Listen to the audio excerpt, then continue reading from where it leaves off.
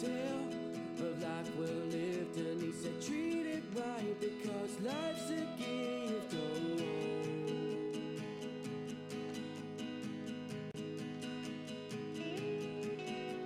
the fire's on and we're all set up for a night of... Ladies and gentlemen, welcome to Sunday at MCM London. Let's get things started with our first guest of the day at the MYM Buzz stage. Put your hands together for Brian Herring!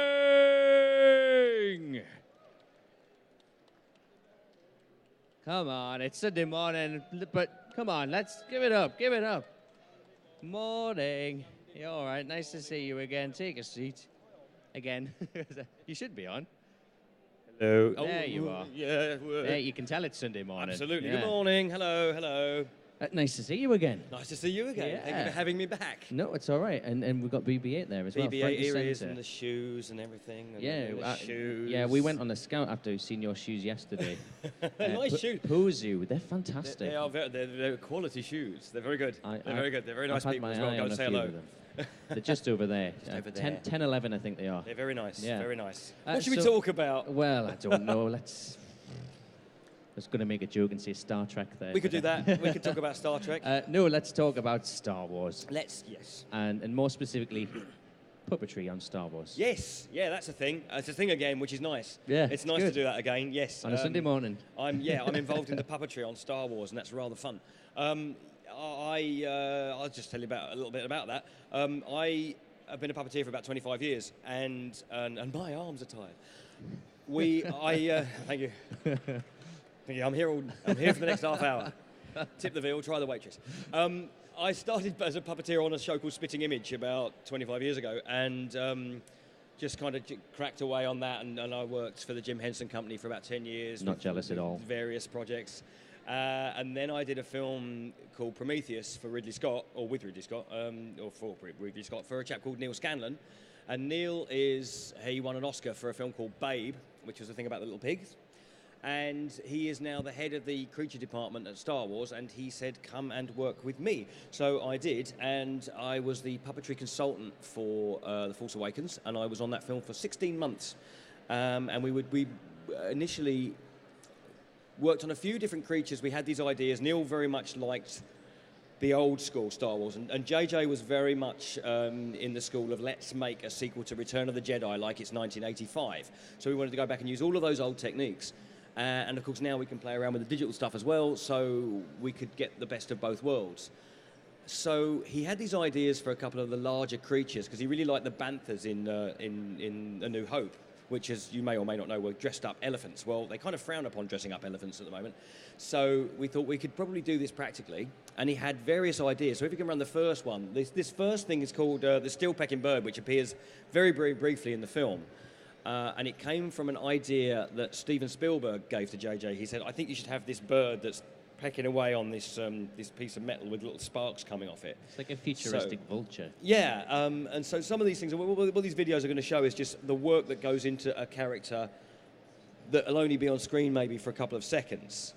So this is the steel packer here, and I mocked this up with another puppeteer called Dave Chapman. And this then got built as a full size. Now this is us in a tent in Abu Dhabi, just rehearsing how we would make this thing work. And so this was our sort of dry run. I love the movement on the neck. And then, of course, here he is in the movie. And everything here is practical. So it's a practical puppet, practical speeder. They just took the wheels out. That's real.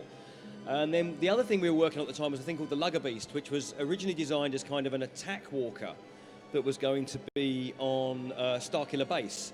So I'm in the back there, and in the front is a gentleman called Derek Arnold, who is a puppeteer that I met, and he was working on the show Warhorse. So employing that kind of idea, we just would do very, very kind of quick mock-ups of this stuff. And by quick, I mean it would take a couple of very clever people a couple of weeks to build it.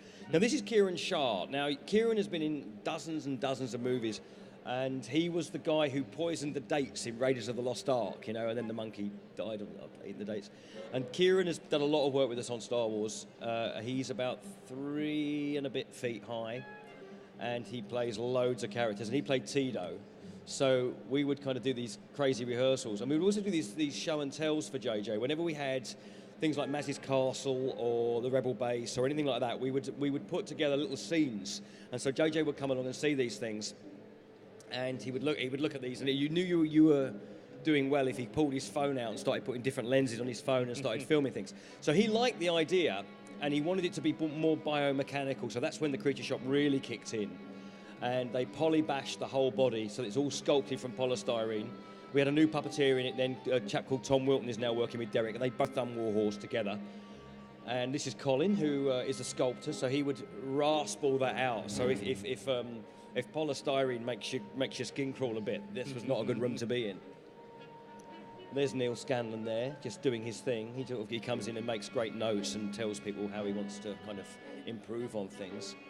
And here we go, that's the finished version. This is Matt Denton, who's one of our animatronics geniuses. We'll be talking about him in a bit more later on. And the fella that was just at the top of that lugger beast then, that was Henrik Svensson. And Henrik is an art finisher, and he painted every single droid and creature in The Force Awakens on his own. Every one of them. And here we go. So bear in mind that everything in this scene is practical. So there's two guys inside the lugger beast. Their legs are just removed digitally later.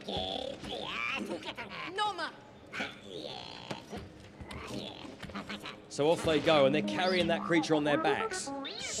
And Kieran. And I'm involved in this, but we'll talk about this again in a minute. Wants you for parts. He's no respect for anyone. See, most of the things we do on these movies, we're just removed later. And that's the joy of the digital stuff, because you could originally, back in '76, they couldn't get rid of the puppeteers. They had to put you in boxes or hide you under the stage. But now, you can be standing directly behind something and they'll just rub you out afterwards. While we were doing this one, Neil had also gone along and he'd got hold of a kit, I think, from the Natural History Museum of you see those dinosaur skeletons that all slot together. And he had this kind of idea. He wanted to do a really, really big beast. So if we could run the Happer Ball, and I'll show you how that came into being. And again, this is another creature that doesn't appear very much in the movie, and everybody thought was digital when they finally saw it. So here we go. Now, everything you've seen so far has been designed by a chap called Jake Lunt Davis, and this is him here drawing away. And Jake was responsible, again, for the final look of BB-8. But this Happer Ball, we wanted something great, a very, very big thing. Originally on Jakku, it was going to be pulling bits of junk around. So we start off with the scratch build. So these are three guys from the workshop, and we would put together things with cardboard and bits of plastic and that kind of thing. So we'll just check the proof of concept. And you go, right, okay, that works, let's expand that. So then we went out and hired 5 puppeteers, and you can see they've got one leg on the inside and one leg in each foot. Now, this was one of our show and tells for JJ. So JJ's just off camera on the other side. There's a whole bunch of people. So we'd run these little things, and this was the first time we'd shown this as well. So he got to see both of these things at once. And he was just over the moon with it because he wasn't expecting to see it.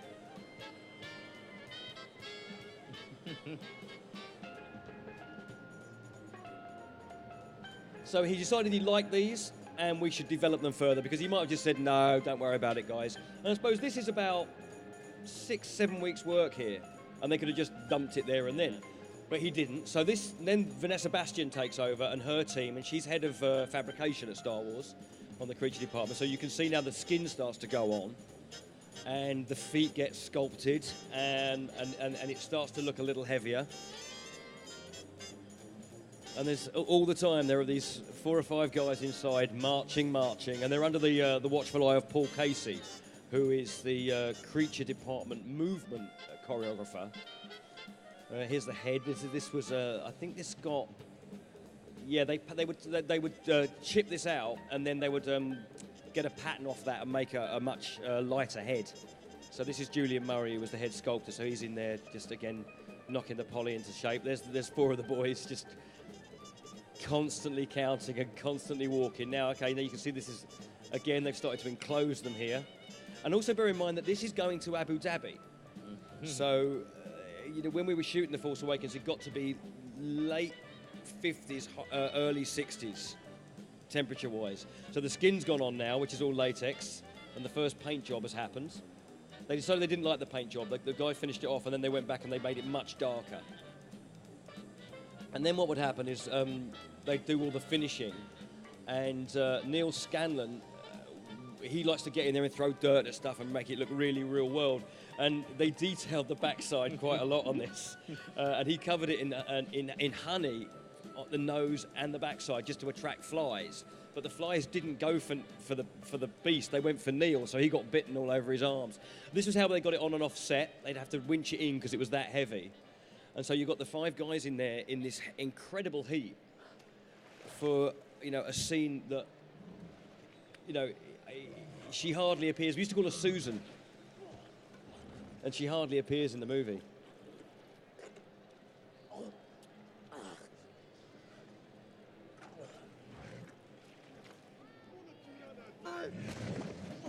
But what's lovely about this is you can't do that kind of thing with a digital effect. You know, you can sort of simulate it, but when you see something like that coming towards you, you know it's there, and as an actor, it affects how you play your scene. So that's the Happerball. Thank you very much. While we were working on all that stuff, some designs for a new robot started to appear that was going to be the new thing. We didn't quite know. None of us had really seen a script, so we were working pretty much in the dark. And this designs for this little round droid started coming in. A chap called Josh Lee, who was, or is, just extremely intelligent man, and he's an engineer.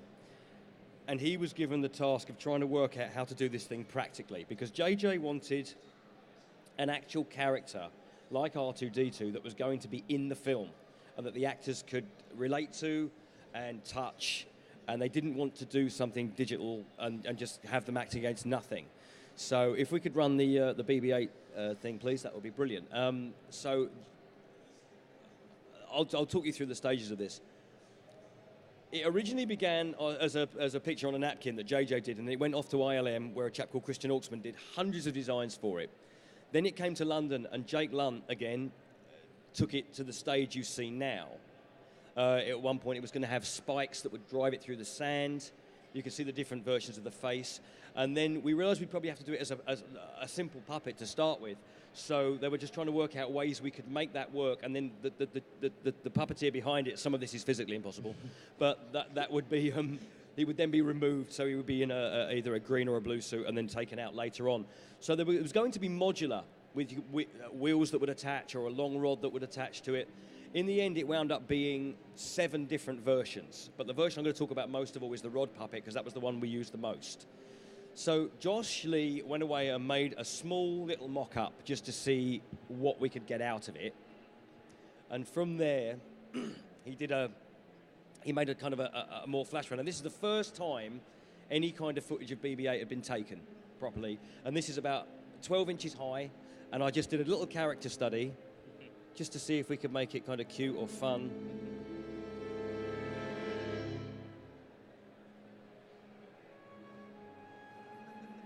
And we showed these to JJ, and he gave us the go-ahead. He said, that's great. Make it bigger. So yeah, while we were doing this, we were just playing with ways it would come forwards and backwards, if the body would roll as it rolled. We kept that idea. We'll talk about that a bit in a minute. And just the fun you could have. And when you bear in mind it's only half a ball on a ball, we were just trying to see how much expression you could get from that and how much emotion you could put into that, because it's an inanimate object. So then it got bigger. Now I'm here, I've got the head, pitch and roll and yaw on. I've got the whole head here, and there's another puppeteer now called Dave Chapman who's involved, and he's running the lights on the face. That's Josh Lee behind him, moving his desk about.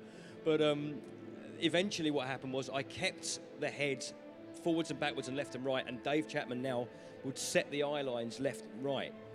Now, because I was so close to it, it was going to make it very difficult to remove me, and it was going to wreck my back. So we stepped it off, and now I'm standing behind it. Those are my legs there. And you can see it's rolling on an axle. Now, as we move that axle, as you can see, this is Dave actually, moving this left and right, that makes that ball do this and this. And when you put the pattern of BB-8 on there, it creates an optical illusion that makes it look like it's spinning in all directions, but actually it's only ever really going forwards and backwards. Mm-hmm. At this point, we're playing with different walks and how you can make him look kind of nonchalant or scared, or, you know, and just by lowering the head slightly, you can make him look like he's running, and various things, because we knew we'd have to do all different kinds of stuff with him. He'd have to do obstacles, he'd have to go as fast as he could, and I went into training at that point because I knew I needed to be a bit fitter, because I was going to have to go to Abu Dhabi and I was going to have to run on sand a lot. Now, this is a digital shot there. We gave them some reference, but this shot here is me chasing the camera car at that speed. So originally that was supposed to be a reference, and JJ said, how fast can you run? And I'm like, that fast. So off we did it. So then we start playing around with obstacles and just trying to work out. Now you can see Dave is now looking left and right with the head, so it's important that BB-8 has focus, and he's looking at the environment around him, so he knows where he's going. I nearly fell over there, it's slippery. And we also knew there were various things. We then spent 2 weeks in a soundstage with a video camera, talking about how he could find his emotions and what he looked good doing, what he didn't look good doing. Could it go downstairs? You know, can we make it look scared? Can we make it look happy? Can we make it look sad? So we knew this, I think, was a practice for a shot where he would come in, see an explosion, and then, you know, be a little bit more interested, and then turn and leave. So we knew this is all the puppet as well. I'm actually about 3 feet behind all the way through this scene, and they just painted me out afterwards. Oh, please. Pilot's driver, hurry. So where's your base? Oh, on BB-8, tell her. Again, this is Dave hitting all his eye lines. The Ilenium system. Yeah, the Ilenium system, that's the one. Get us there as fast as you can. I'll drop you to Panema Terminal. Now, this is a digital fix that ILM went in and did. They put that whole panel on, and they would just touch that in afterwards. I would also do his dialogue for him on set. So, you know, where's your base? And I go, oh, the Ilenium system. So, and then they would take that out afterwards, and the guys over at Skywalker Sound would replace this. So yeah, this was practice for where he sees Poe's X-Wing explode. So he sees it, he goes bang, and he looks, and maybe he's a bit scared. This is what's nice about this puppet, is I can just vibrate the back and the head will wobble. And you can't necessarily get that with an animatronic. I think what I haven't really mentioned is there are 7 different versions of BB-8, various animatronic ones, and each one does a different thing. So there you go, there's this shot. This was all practical as well. I felt that explosion on the back of my neck. It was quite a late night as well. And all this was done in Abu Dhabi. Beautiful scenery for that. He was captured by the First Order. I helped him escape. Your ship crashed. Poe didn't make it. And just little sad stuff. You know, because a lot of things. What's nice about BB-8 is because his head moves around so much, you can change his attitude. Whereas R2, most of R2-D2's acting is done in the sound edit. Yeah. The ball hover was something that Neil Scanlon came up with. He said that we need to keep him breathing. So we would think if he goes still, he would just die. So from a visual point of view, so we kept him moving like this, and the faster his ball kind of spins like that, the more excited or angry he is. So it's just a way of keeping him alive. Now, this is the first time we got out to Abu Dhabi, and as you can see, that sand's fairly soft, so we'd never actually run it on sand before. And for the first couple of days, Josh and Matt Denton, they had a lot of trouble because the glue started to melt that's keeping all the panels on. So the panels are lifting, and it's taking on sand. So every day they had to take the panels off, and they had to actually hoover out BB-8 on the various versions. And in the desert, it was mostly me pushing because the animatronic ones with the wheels and stuff, they didn't particularly like the sand, so we had to put carpet down. Now this is a practical shot as well. This is me bringing him down, and we decided that he wouldn't like stairs. He'd have a little look like a toddler and go down on his backside, so he's kind of like bum shuffling down there. And they'd said, oh, you'll never have to do stairs, Brian. And come the day, they're like, oh, can you do the stairs now? So we had to kind of make that up on the day. And this was the first real scene we did with Ray, because the film was pretty much shot chronologically, which is very rare. So we kind of got to take the journey all the way through the movie. Nima Outpost is that way. Stay off Kelvin Ridge. Keep away from the sinking fields in the north. You'll drown in the sand.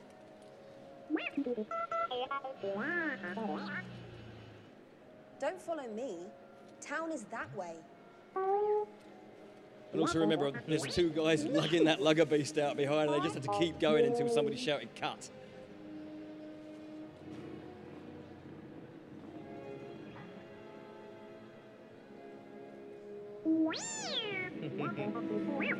I also very much based his personality on that of a small dog and a toddler, because sort of like a Yorkshire Terrier, because he's very smart and will get what he wants and will bite if he has to, and as a toddler, kind of uses that whole kind of emotional blackmail, which is what he was doing there. So there you are. That's how we did the puppet version of BB-8.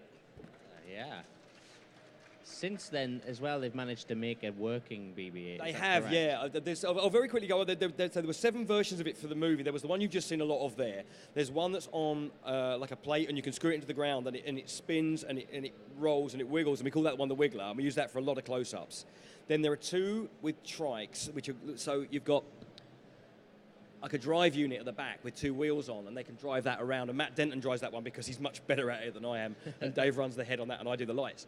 Then there's one called the bowling ball, which is full of weight, and we can just throw that one around, and it will spin around in corridors and bounce off things. There's one called the bomb drop, which has got a hook release in its head, which is the one that goes up and down inside the X-Wings. And then the last one is the carrying version. The head turns, but it's much lighter. It's the one that John Boyega loads into the smuggling compartment on the Falcon, then it's very light. There's also the digital version, which where ILM come in and they do their magic. So when he's hanging from the wires and everything. So we'll give them all a reference, and then they'll take that lighting reference and see how it runs in the sand, and they'll animate that afterwards. And as you said, all the way through making The Force Awakens, Josh Lee was going, I think I can make this work. I think I can do this. And we're like, talk sense. Because we just didn't think, well, how are you going to keep the head on? Because the head on BB-8 in these versions is running off a rail system. So it's not actually connected to the body. And they just remove that later. So I'm running all that it comes down there and then comes off to the rods. But Josh went, no, I can do it. And Dave and I were out in South Africa on another job, and the Anaheim thing happened, and they rolled BB-8, and we're like, he's done it. It's amazing. And we'd never seen it. They'd spent all that time after the film. I think they had about 5-6 months just beavering away on this thing, and they cracked it. And we're looking at this thing thinking we're out of a job. And then about half an hour later, we get a text message from California with it was Josh Lee going, "Don't worry, lads, it can't do what you do," which was really, really nice of him. So now, he's out and running. So he goes off to the red carpet one, goes off to all the premieres and gets all the applause. Star Wars Celebration. And all that. Exactly. Yeah. He gets to go to all the fun stuff. Well, at least you've still got your job. I have still got the job. Yeah. And you've obviously been working on. Yep, the BB-8's back in The Last Jedi and is lots of fun. I can't tell you how much fun that film is. You're going to really, really love it. Nice. Anybody got any questions for Brian? Anything you want to ask? You look like you want to... Yeah? I'll come over. Oh, we answered it already. Oh, okay. Anybody else? Any questions about BB-8, about anybody else? Oh! We got Jerome over here. Hello, Jerome. Jerome is waving the BB-8. My question is, are you going to tell these good folks about our stellar performance? Yes, later on. Is it 4 o'clock? 4 o'clock. This is Jerome, and Jerome is in. Jerome was 7. Come up, Jerome. Come up. This is Jerome, ladies and gentlemen. Oh, gate crashing, my favourite hobby. There he goes. Look. Now, just quickly explain, if no one's been over by the memorabilia, what is... I'll just interview you. Here we go. What is your role in Star Wars, Jerome? I had 7 roles in Star Wars across the prequel trilogy, which does exist, although people are trying to pretend that it doesn't. We're not prequel deniers. It's all right. So what brings you here today? What brings me here today is, like you... He's gone. This is what I do. I just usurp. Like you, Brian, I've just come along to share the time with these good folks, sign some autographs. I'm over in that memorabilia section over there, a TV and movie signing zone, as it's known. Funny, I'm over there. And he's over there. I'm over there. I mean, we're all doing that. But soft. But soft. What droid through yonder window breaks, or lightsaber through yonder window breaks? There's a gentleman here. He has a stand over in that hall opposite. His name is Ian Dosha. I think that's how he pronounces it. And he has done Shakespearean versions of all the Star Wars movies. Very good. They're very, very good. And they are excellent. And this afternoon, Brian and I, Ian, and possibly, I've just sent a message to a friend of mine who was an actress on The Force Awakens to see if she wants to come down and read Leia and Rey. Oh, cool. At 4 o'clock in the Silver Theatre in that room over there, we will be doing readings of excerpts from The Force Doth Awaken. To Nice. BB-8 or not to BB-8. And it's tremendously good fun. In fact, Brian saw I think it's the third excerpt that we do. It's it's not actually part of the It's very funny, story of The Force Awakens. It's an invented conversation between a young stormtrooper and an elderly stormtrooper. Okay. And actually, Brian tells this tale better than I do, so I'll He's- let he him just, pick it up. He just, he's asking the elderly stormtrooper what it was like in the old days under the Empire, and the elderly stormtrooper is talking about how it was very different. The Bosch used to wear a helmet and he was in black, and they had a base that was a planet, and it's very, very funny. It's sort of a bit of a dig at, yeah. And then he says, "What? So like our master Kylo Ren?" you Yeah, mean? like now, yes. That's all good And he goes, fun. No. He's like that, but he was called Darth Vader. Yeah. Oh, so what was it? Well, we were working on this big round battleship thing, you know. Oh, what, like the one we're on now? No. This one was called the Death. So basically, I have to say, with Lucasfilm's permission, Ian is actually taking a little bit of a dig at the similarity between this film and what we now call A New Hope. Yeah. 4 o'clock. 4 o'clock in the Silver Theatre over there. I will now get out of the way and let Brian carry on. Jerome Blake. Jerome Blake, ladies and gentlemen. Do come and say hello. He's over there. We had him on Friday, Ian Dosha, about the books. Yeah, and he's great, isn't he? I don't know, does BB-8 speak English in that? He doesn't in that, He doesn't, but because I do R2 does. BB-8 in the just do all the bleep reading. bleeps and bloop bloops. Yeah, so I do all that for him as well. Yeah, so it's I did C-3PO in that as well. So. Oh, let's hear your C-3PO. Oh my! Han Solo. There's lots of that sort of thing. Very good. You may not recognise me because of the red arm. I love that part. Makes me laugh. Well, I think that's one of the sections we're doing. Thou And may it's, not recognise us, yes, mine, yes, guys. I am late of red arm. Is, yeah. Well, thanks very much for taking some time No, to come thank and see you. us. Thanks for Put having your me. hands together for Brian Herring. Thanks, guys. I'm over there if you want to come and say hello. Cheers. Thanks very much. Whoa. Hang on, I'll take that. There you go. That's it. So yeah, just over there, you can see his face on the wall, Brian Herring's face there. Going to have a chat about BB-8 and all his other puppetry. So there you go. Coming up very soon, we're going to have Joe Pasquale on the stage. Going to be telling us about his book that he's got coming out soon, but you can actually get it here today as well. And hopefully he's not going to try and spoon CG on the sofa like he did yesterday. I can't guarantee anything, but we'll be back very soon. And we're going to have loads of free stuff to give away as well. So if you want to be here for that, you obviously have to stay here. Don't leave. We've got loads of great stuff, courtesy of Universal, courtesy of DC. There's loads as well. Loads more I can't think. There's just far too much to give away. And then we'll also give you a little look at the trailer for the new Pokemon movie later on. Pokemon the movie I Choose You, which is in cinemas next week. Lovely retelling of the origins of Ash and Pikachu for the 20th anniversary. So that's coming up a little bit later as well. But we'll be back soon with Joe Pasquale. No. Oh, what? No, we're giving away some stuff now. Well, I haven't even said good morning yet. Well, I don't know. It's all right. Little mister, it's just this me. is my stage. I'll do It's just all the me now. interviews. It's fine. Morning. Well, I didn't get a morning. I didn't say you good didn't morning actually before. see, I said it like I'm this. the polite Hello one. and good morning Yeah. and welcome. I like you. You've been here a few times, haven't you? Yeah, I'm so sorry. Well, you know what? I've got to do my usual. You know what's coming now, don't you? Yeah? Good morning, MCM London. You can tell everyone, enjoy that extra hour in bed. That was really good. Let's try again. I wish I did. Let's try again. Good morning, MCM London. One more time. One more time.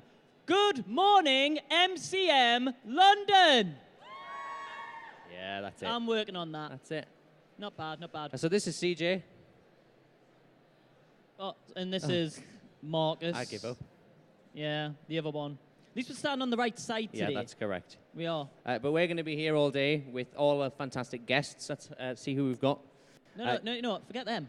Oh. Forget them. Who wants some free stuff? We've got beans. We have, but can we not tell them who we've got first? Well, Joel's coming up in a second, but the one free... Who wants free stuff? You're a rebel without a cause. Go on, get some stuff to give away then. But get these people over. Yeah. If you want free stuff, get to the buzz stage. Right here, follow my voice. We have free swag. Who likes swag? Well, I know you do. You're That's so why you picked unpredictable. sitting there. We Right. are we going to do it now? We're going to give... You're getting ahead of yourself, CJ. Why? We got to give people time to settle down. No, they're going to have to get here. sit down. If you want free stuff and free swag, you better get here now because I'm giving it out. You know, you've got to make the effort. After a little break, we are. Give yourself some time to gather up some beans. We're not... Can I give it now? No? Yes? No? We're just having an argument. It's domestic on stage. Yeah. Do you win then? Rock, paper, scissors, Spock. Give some out. No? Okay. Give some out. Give some out. Who wants some free beans? Does anyone have any beans for breakfast? I had beans. Not these. They're hard to eat, these. So these are courtesy of Universal. If you want one, I need to see your hands in the air. I need to hear you as well. Don't want any of this. It's like not a silent auction. You want some? I need to hear it. Who wants a bean? Woo! Over there. And you need to get over here for Joe Pasquale as well, who's going to be here in 5 minutes. Whoa. Free stuff in Joe Pasquale. Get some more beans. More beans. More beans. Who wants some beans? Silent. You want some beans? I need to hear it. Is that an Atari t-shirt? It's polite, but it's not very loud. Nice. You definitely get a bean. Old school. I like old school. Let Who me wants hear it free if you stuff? want a bean. You've got to sit down if you want free. Don't stand there going, I like some. You've got to come sit down. There's a girl. Oh, never mind. Yeah, that was very nice. So there you go. You have that one. Yeah, we've got enough. That was polite. You ready? We're a polite Is that an crowd. angry pig? Right, you ready? I'm going to try and hit it. Yeah, thanks for the assist there. Do I have time for a bit more? Yeah. Yeah. If you want some free stuff right now, get to the buzz stage. Joe Pasquale is on his way right now. And trust me, it is a one you don't want to miss. Yeah. He is amazing. Really, really funny. Look, do these two want beans? Do you want some beans? Do you want some Mr. Beans? They're not Yeah. scary, you know. Only if I see a smile on your face there. That's it. You know what? I'm not going to throw Just them. like, I'm going to be nice. Bean? Hi, how are you doing? Oh, you want a Mr. Bean? I thought you'd just been polite and waving. Let's get a few more. Here we are. Oh, there's some really cool free stuff here for giving away later on as well. Right, last few. I'm going to give this gentleman here because he waves so nicely. Oh, You ready? who else wants a bean? Yeah, you've gone quiet. Who wants a bean? Who wants some free stuff? There you go. One at Watch the, back the there. baby. Watch the baby. I'll do this. I'm going to hide like this. Just. Oh, that is so cute. Anakin over there shouldn't need to put his hand up. He should just be able to force grab one from You here. are the best Pikachu Anybody I've else want ever one? seen. Who wants a bean? And you don't care because you're drinking your bottle. There you are. He's like, get this weird man with the Last microphone one. away. There you are, my Jeez, friend. sorry. I can't. It's because of Sorry, Pikachu. that was my throw, not your catch. But you're lovely. Hello. It's not making us broody, though. I've already got a daughter. And the way she turned out, I'm not having any more. Actually, she's probably watching this. Sorry. Sorry. She messaged you yesterday, didn't she? My She daughter- went, why is Marcus on screen? Should be you. Yes.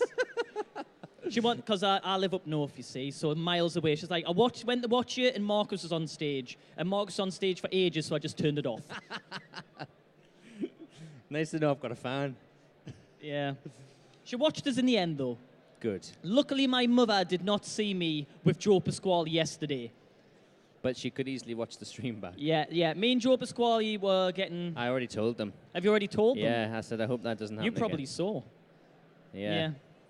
You can't unsee it. It needs to happen. It's up to Joe. Whatever Joe says, it goes. She's going to start heckling and saying, spoon. Security. Let's look at under this table here, what we've got. It's fabulous. Have a little look. Oh, let's have a look.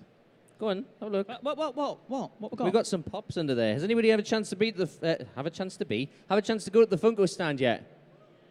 No, you haven't? can't yet. You just got here today? No. Funko stand is through in the North Hall. Literally straight over there. You'll see a giant pop of Captain America. You'll not miss it. Yeah. You definitely know what you're looking for there. But these are the 5 Comic-Con exclusives, the exclusives that we've got here today. We've got 2 Marvel ones. We've got a Hulk costume variant from Ragnarok, which is pretty cool. Yeah. We've also got Old Man Logan, a Rick and Morty one, Mr. Meeseeks, Batman Black Chrome, which is pretty cool, And then we've got a triple pack of Star Wars figures from the prequels. We've got Tarful the Wookiee. We've got the Unhooded Emperor with his lightning strikes. I think it's just literally after The tassels. his face has been melted The by tassels mace. he's doing sewn. Not his tassels. And then we've got an Utapau clone trooper as well. Now, we also, right next to us, that if you see Lego Batman right there, all right. I wonder if that's the Lego Batman I know. Is that the Lego Batman I know? Yeah. Yes, okay. There's not many Lego Batman. And it's around. funny we talk about Batman, actually, and we talk about DC. Just to the side there, there's something awesome. You can do the remote control Batmobile, and because you took the time to do something awesome, they give you some of these really cool bags. They're So you've pretty got nice. a They're Flash. actually like backpacks. The backpacks, So yeah. if you've bought a load of swag, or won a load of swag from us, you can store them in there. Yeah, we're going to give some of these away throughout the day as well. Apart from Supergirl, I am adamant I am getting a Supergirl one. I'm sure they'll let you. Do you know my look? Just go They'll and probably got ask rid of them. them all. Can I have a bag? What? Hello? Yeah. You go and find out about a bag. Okay, I'm if gonna you go find take out any about a bag. videos and any pictures this weekend, you want to do any shout-outs, go on Twitter or Facebook, use the hashtag MCMLDN17, and we also have the lovely voice of social media who will occasionally read these out when we're not on stage. Isn't that right? That is right. Hello, MCM in London Comic Con. Shout out to Dan Baker, 83, BRB, just doing a Comic Con at MCM Comic Con. Hashtag MCMLDN17. Use the hashtag MCMLDN17 and we will give you a shout out on the MYM Buzz stage. Thank you, voice of social media. You're welcome. Never mind. Okay. Right, we're going to take a quick break. We'll be back with Joe Pasquale very soon. Don't go anywhere.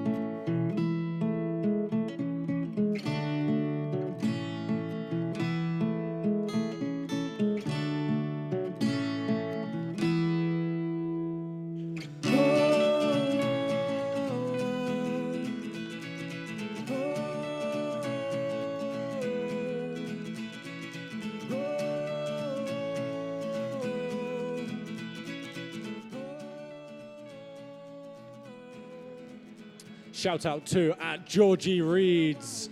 Yes, we got chased by giant inflatable Pikachus. I also love my derpy Pikachu hat. Hashtag MCMLDN17. But more importantly, Joe Pasquale! Morning! Morning, look at you all. Hello, love, how exciting is this? Look at you all. You could all come round my house and been round there. We've done it here, and look, is everybody so good looking, especially that man there with the part in there. Well, it's great, I love it. Are you all enjoying yourselves? It's great, isn't it? I love it. This is CJ, if you haven't met him yet. You look good today. I tried, just for you. Yeah, Just for you. You know, I can see the effort you've made. I love it. You really do. You look like you're falling off a bonfire, but it looks good, CJ. Give me a cuddle. Good. Yeah, we're going to sit down and have a chat.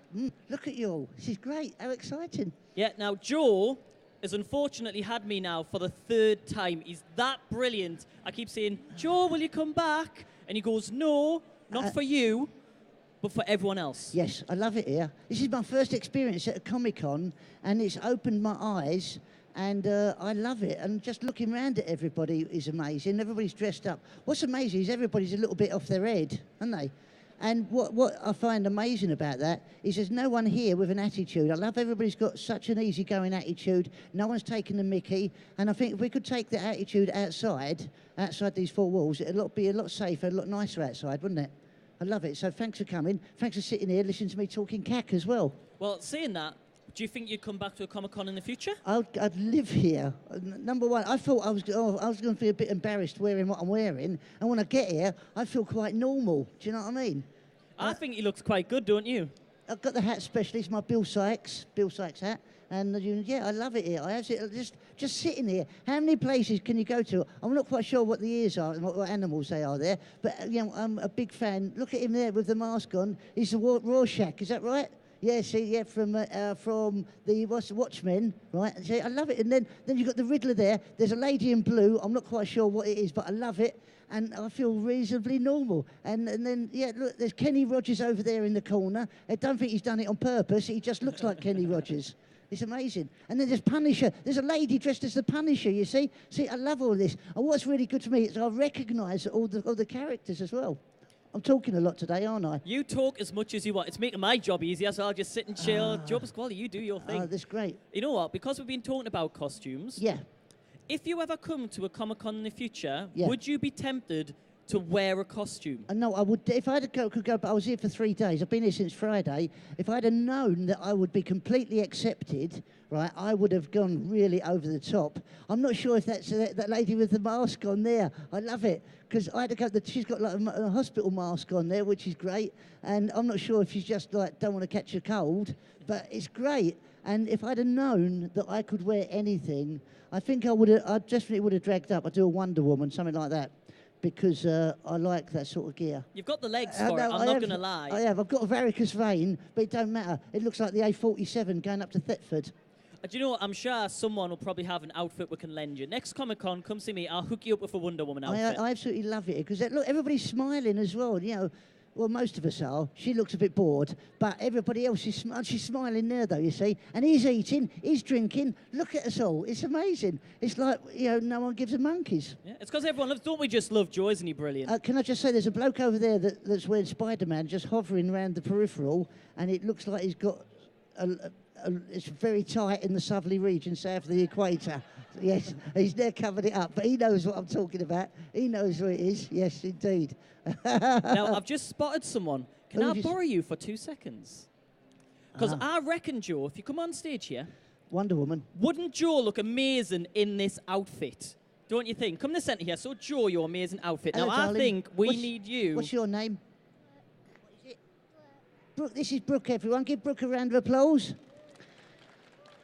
Who's that man you're with? Is that your dad there? Is that your dad? If you come over to my stand, I'm on the S3. Dad, can you just by S3? I've got something. I've got a lollipop. I've got something. I'll give you a couple of bits and pieces. I can give you. Come and see me over there, right?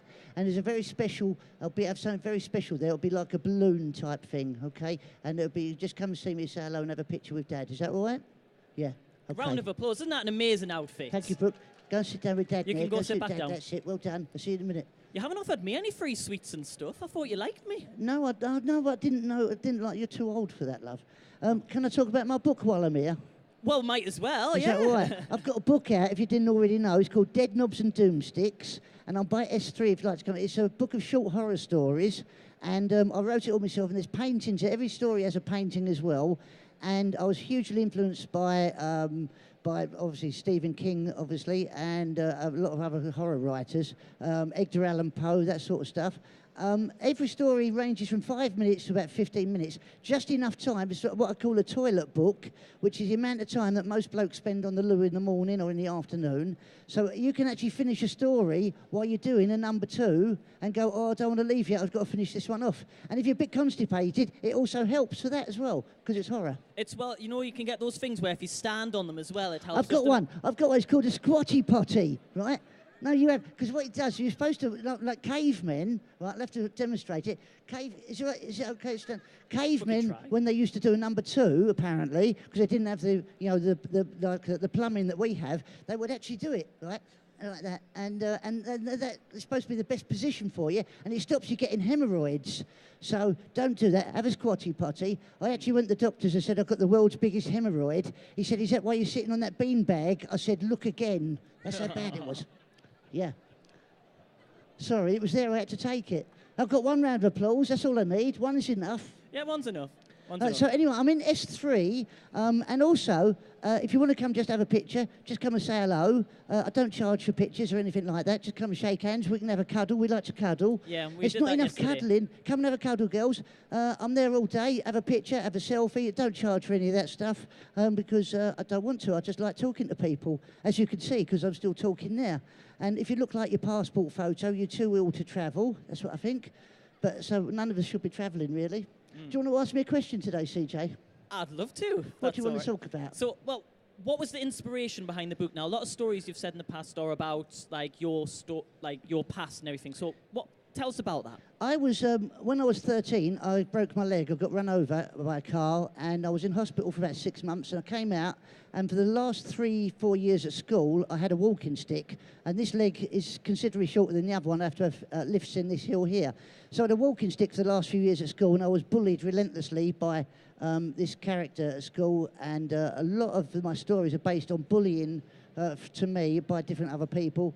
And that's what started me off on this, really, was bullying. And we all get bullied. That's what, once again, go back to this here. No one is taking the mickey out of anyone here. Everyone is allowed to be who they are, and I think it's great to be around. Now, the book isn't actually available until November, but you can actually get a sneaky advance copy here at Comic-Con, can't you? It's out 30th of November, but as you said, we've got a few copies over by S3, and if you want to come, I'll sign it for you, have a cuddle, have a picture, and we can have a chat, whatever you want to do. Thank you if you want to come over. Yeah, and if you want any details about the pre-orders, I've actually put some of the leaflets just at the back there as well, just there where all the guys are handling the cameras, so you can get the information if you want to pre-order it as well. And you're going to be in theatre next year. I'm doing Some Mothers Do Have Them. I'll be playing You're yawning there. Look, she's yawning. How tired are you? Are you amazing? Oh, I thought it was a yawn. Oh, she's amazing. I'm playing Frank Spencer in Some Mothers Do Have Them on tour next year, all over the country for 6 months. So if we come to your area, I've got loads of leaflets on it out there. If you want to pick one up, come and say hello. I like it here. I don't charge for any of that stuff. Just come and have a cuddle. There's not enough cuddling, is there? You're not coming up to the northeast like Newcastle or Sunderland? I think I am coming up to the northeast. We're going everywhere. Aberdeen, right up top, right down to the south. Oh, good. Well, hopefully you come to Newcastle Sunderland and I can come see you. You can come and see it, CJ. You have to come, love. Yeah. Definitely. Yeah. And one other thing as well we'll mention before you go back to your booth, because I'm sure we're all going to rush over and get those cuddles and selfies. I'm going later as well. I want a selfie at some point later. You can have whatever. You know how close we got. We did get very close yesterday. That sofa was really comfy when we're cuddled up there. Do you want to do it again today? Should we do it? The thing is, let's have a cuddle. Have a cuddle, right? We'll have a. This is how we'll go. Have a cuddle and a sniff. Cuddle and a sniff.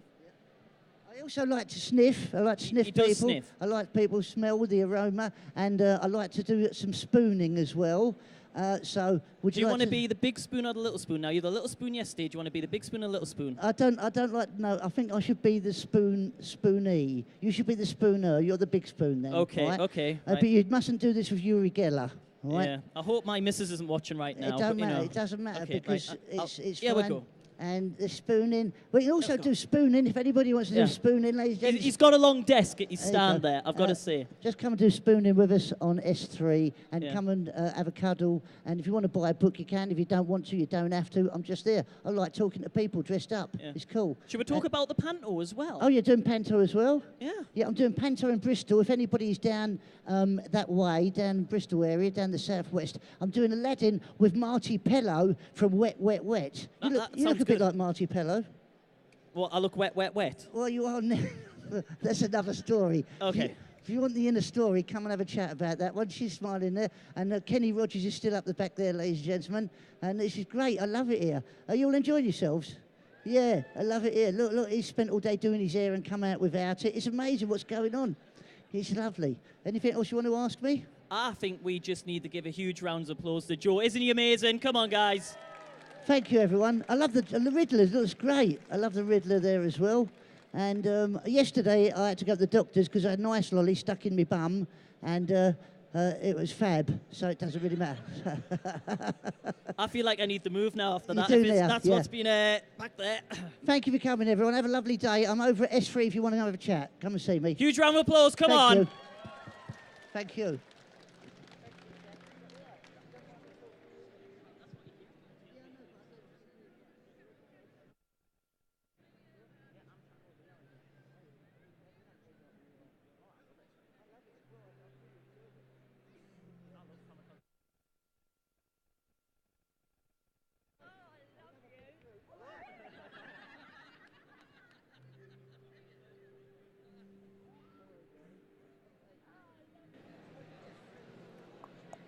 A big thank you to Joe Pasquale.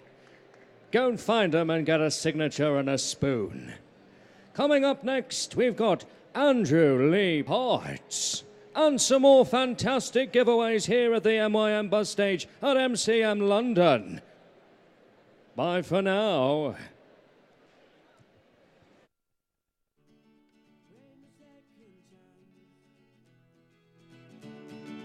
Wanna work it out right this time. Won't be left behind.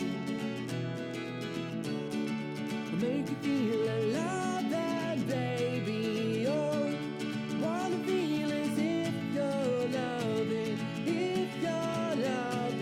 now. And oh, wanna feel as if you're running now. It's not too late to feel alive. Oh, you can do it if you try. Oh, we don't need to say goodbye. Oh, it's not too late to feel alive.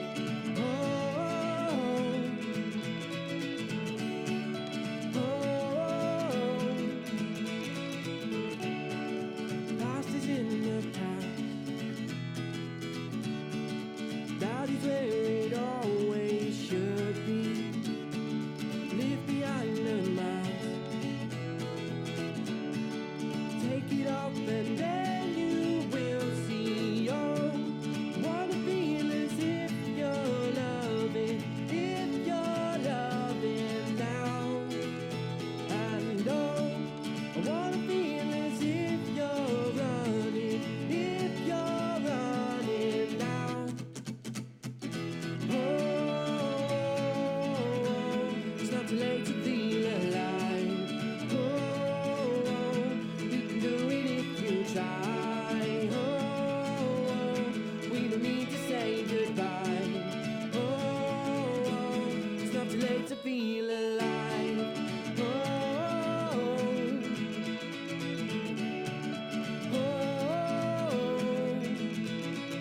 Passing the past and always should we run too long and then just maybe you will see the light. Running too long but just get out of trust me baby we'll get better. Take my hand and see.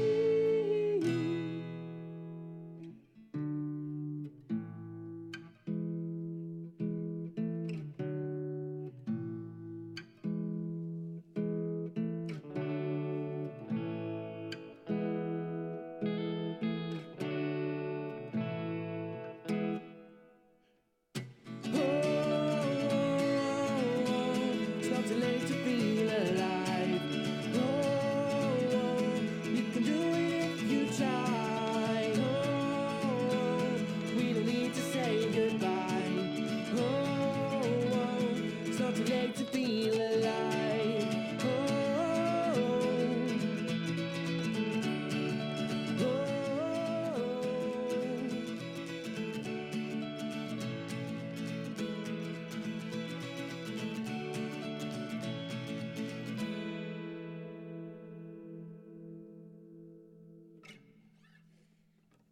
please.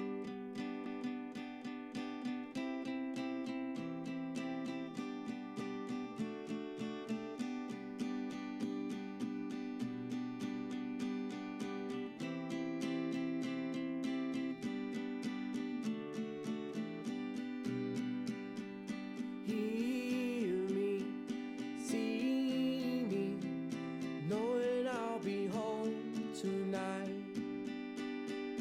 Hoping, wanting everything to be alright. Loving, laughing, the little jokes that make you and me. Running, hiding from all those who don't wanna see. Oh, here we go. Oh, to and fro. Days like these, you're my best friend. Days like these, this love could never end. You drive me crazy, can't you see? There's days when you're my worst enemy. Like these, days like these.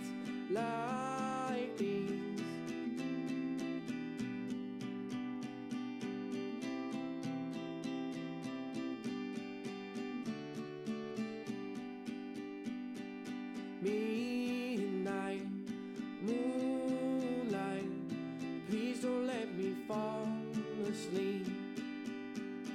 You save me, aid me, crutch me when I feel a little weak. Pictures on a wall, your gorgeous face smiling back at me. Lately, memory is all that we will ever need. Oh, here we go. Oh, to and fro. Days like these, you're my best friend.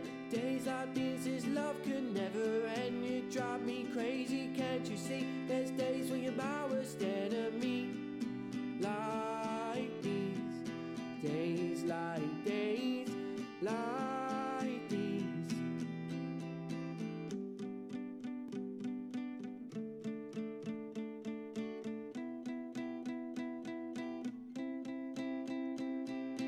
Everything will be alright, I'll hold you close throughout the night. Everything will be alright, tonight we're gonna get it right. Everything will be alright, I'll hold you close throughout the night. Everything will be alright, tonight we're gonna get it right. Everything will be alright, I'll hold you close throughout the night. Everything will be alright, tonight we're gonna get it right. Days like these, you're my best friend. Days like these, this love could never end. You drive me crazy, can't you see? There's days when you're my worst enemy. Like these, days like these.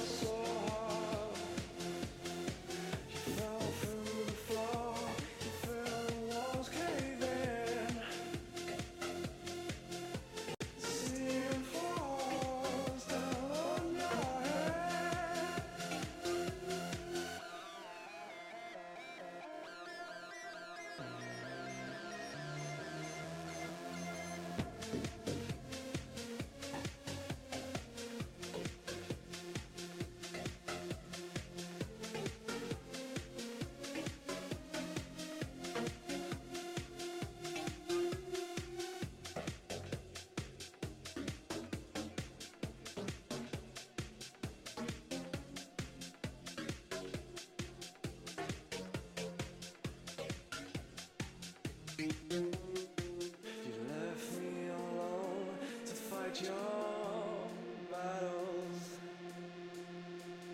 You ran away, you came down so hard. You fell through the floor, you felt the walls cave in.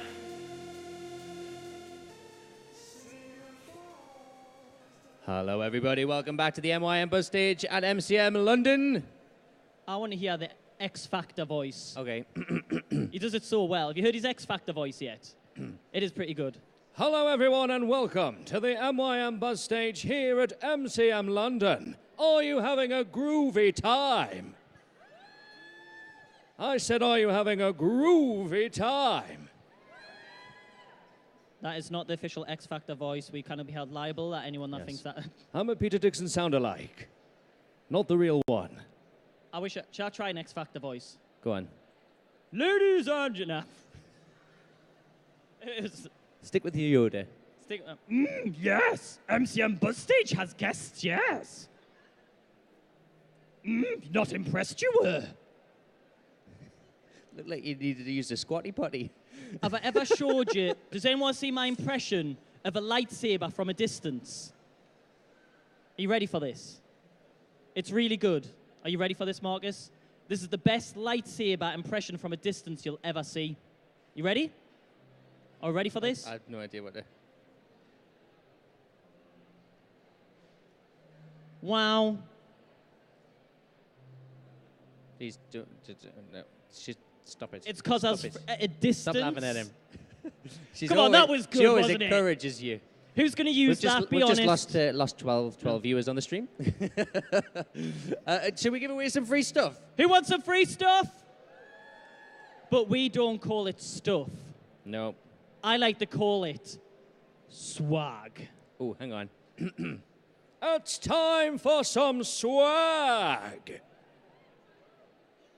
You're making me feel really inadequate when I announce stuff now. I know. That's the whole point. He's got minty smelling breath, though. I'll give him that. Who wants some free swag from the Buzz stage? You should start the sentence and I'll finish it. Who wants some free swag? What rhymes with brag? Swag. What word can I not think of right now? I don't know. Anyway, I'm off. Oh. I'll see you later. Okay. Because our guest is here. Right, ladies and gentlemen. Please put your hands together and welcome to the stage, Andrew Lee Potts. Come on, pick it up. Good morning, mate. How you doing? Microphone's just there. Hello. How are we doing this morning? Good, yeah. It's my birthday. I know. So I had a few little drinks last night, and I'm feeling my age today, let's just say. But at least you had an hour's worth of sleep. Yeah, an extra hour, which Extra always hour. happens on my birthday. When I used to have birthday parties, obviously, I get an extra hour in the birthday party, so that was cool. But do you know what I think you need just to kind of help perk you up? What's that? You need some sugar, maybe some chocolate. So Oh, what we've really? done, Okay. we went ahead this morning because we heard a little birdie told me that was your birthday. Yeah. So we went and got you some cupcakes Oh, and chocolates wow. and everything like that Thank for you your very birthday. much. Just to help you feel a little bit better. That's wicked. My wife is going to love these. And my little girl. Thank So, you. but Appreciate before it. obviously that as well, I think we need to sing Happy Birthday to Andrew Lee Oh, Potts. no, don't we? let's not. It's all right. Do you think we need to? Make it really embarrassing for you. This is just what you wanted on the morning, wasn't it? So, ladies and gentlemen, let's sing Happy Birthday to Andrew Lee Potts on 3. 1, 2, 3. Happy birthday to you. Happy birthday to you.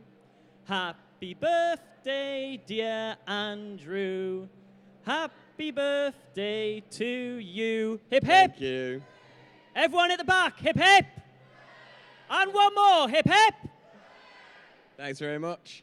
Worth it? Yeah, it was amazing. Not embarrassing at all. I'm so sorry, but it's your birthday. We've got to celebrate it. Right. And even better, you're actually here at Comic-Con on your birthday to share it with us as well. Indeed, I'm going to get off this afternoon and go see my family, which I'm looking forward to. But yeah, good. Hello to you guys today. Get any nice presents, or do you find out later? I'll find out later. Yeah. Anything you're hoping for? I don't. I'm an old man. I don't want for nothing in my birthday. And honestly, I don't. It's when you get asked what. Like every Christmas or every birthday, I'm like, I don't know. Just give us some money and I'll pick something. Yeah. I don't know. I'm so used to buying presents for my 2 kids that's all my life is now. So I'm not used to receiving them anymore. I know what you mean. Now, talking about kids as well, there was something that you said at Manchester not too long ago that really resonated with me, because I'm a father as well. Yeah. And one of the things that we used to love sitting down and watching when she was very young is great. She used to love watching Primeval. Right. And having that show there just to kind of get her interested in dinosaurs and things like that. And you even said yourself that is something you are quite proud of, that you could have that effect. Have you had many people coming up to you saying you got them into dinosaurs? And Yeah. I mean, I have a lot of people come up to me going, "Oh, you made my childhood," which is so cool and so and still like really. I feel really honoured about, you know what I mean? I guess because when I was growing up, I had, I guess mine was Donatello from the Turtles. He made my childhood. But yeah, that they grew up and there was a character that they could look at, whether it be Abby or Connor, that made them kind of excited and happy. And when they come and tell me that, it still touches me. It's great to be that dude, I guess. Yeah, but honestly, it was just amazing because I thought the show was great, and then my daughter literally toddled up, sat on my knee, and just started watching it. And then she had to buy all the DVDs, and every night she had to watch the dinosaurs and everything like that. That's really cute. She's absolutely devastated. She's not here. She's like, "Daddy, are you talking to the man from Primeval?" It's like, yes, yes, I am. Say hi to her from me. So hi, Lauren, if you're watching right now. There's hi, Andrew. Lauren. There we go. That's her sorted. Daddy points for me. So, what was it like working on Primeval? It was as fun as it looked. It was crazy busy because basically we had the same schedule as a normal drama, which we weren't a normal drama. We were doing stunts, we were doing, big set pieces, we were doing all the CGI. So yeah, they didn't give us any extra time. So the turnaround was really quick, and Connor was in pretty much nearly all of it. So I was very busy, and I worked very hard and long days, but it was something different every day, so you never got bored, The locations were brilliant as well, which I really enjoyed going to. So. Yeah, I was very lucky in the fact that I actually got the copies of the Canadian version. Oh, New World, yeah. New World. What was it like going across to that side and getting the film and continue with the character? Well, firstly, when I got a phone call from the producer saying, would I fancy it, and he told me it was shooting in Vancouver, I just jumped on it straight away because I shot Alice when I played the Mad Hatter in Vancouver, so I was there for 4 months. And I just fell in love with the place. So the fact that Primeval was then shooting, so I got to go out and be Connor in Vancouver, which was really cool. So it was great, it was nice to be asked. And meeting all the cast, and they were all so excited when I went out because they were all like, "Oh, I've got so many questions," and this, that, and the other.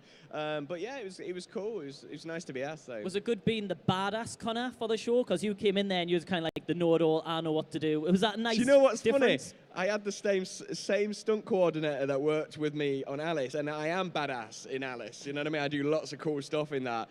So I had an amazing stunt coordinator, and he was like, "Dude, man, let's do this." So in the first chase thing, I actually do a forward jump over a car, which I don't know if anybody knows, which wasn't very Connor, but me and the stunt coordinator was like, "Oh, stick it in. It's fun."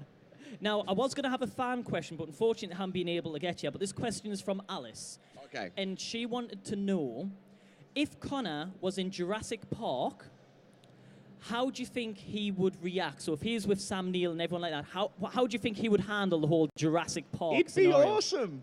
course he would. It'd be so cool. I mean, he'd think it was incredible, the whole thing.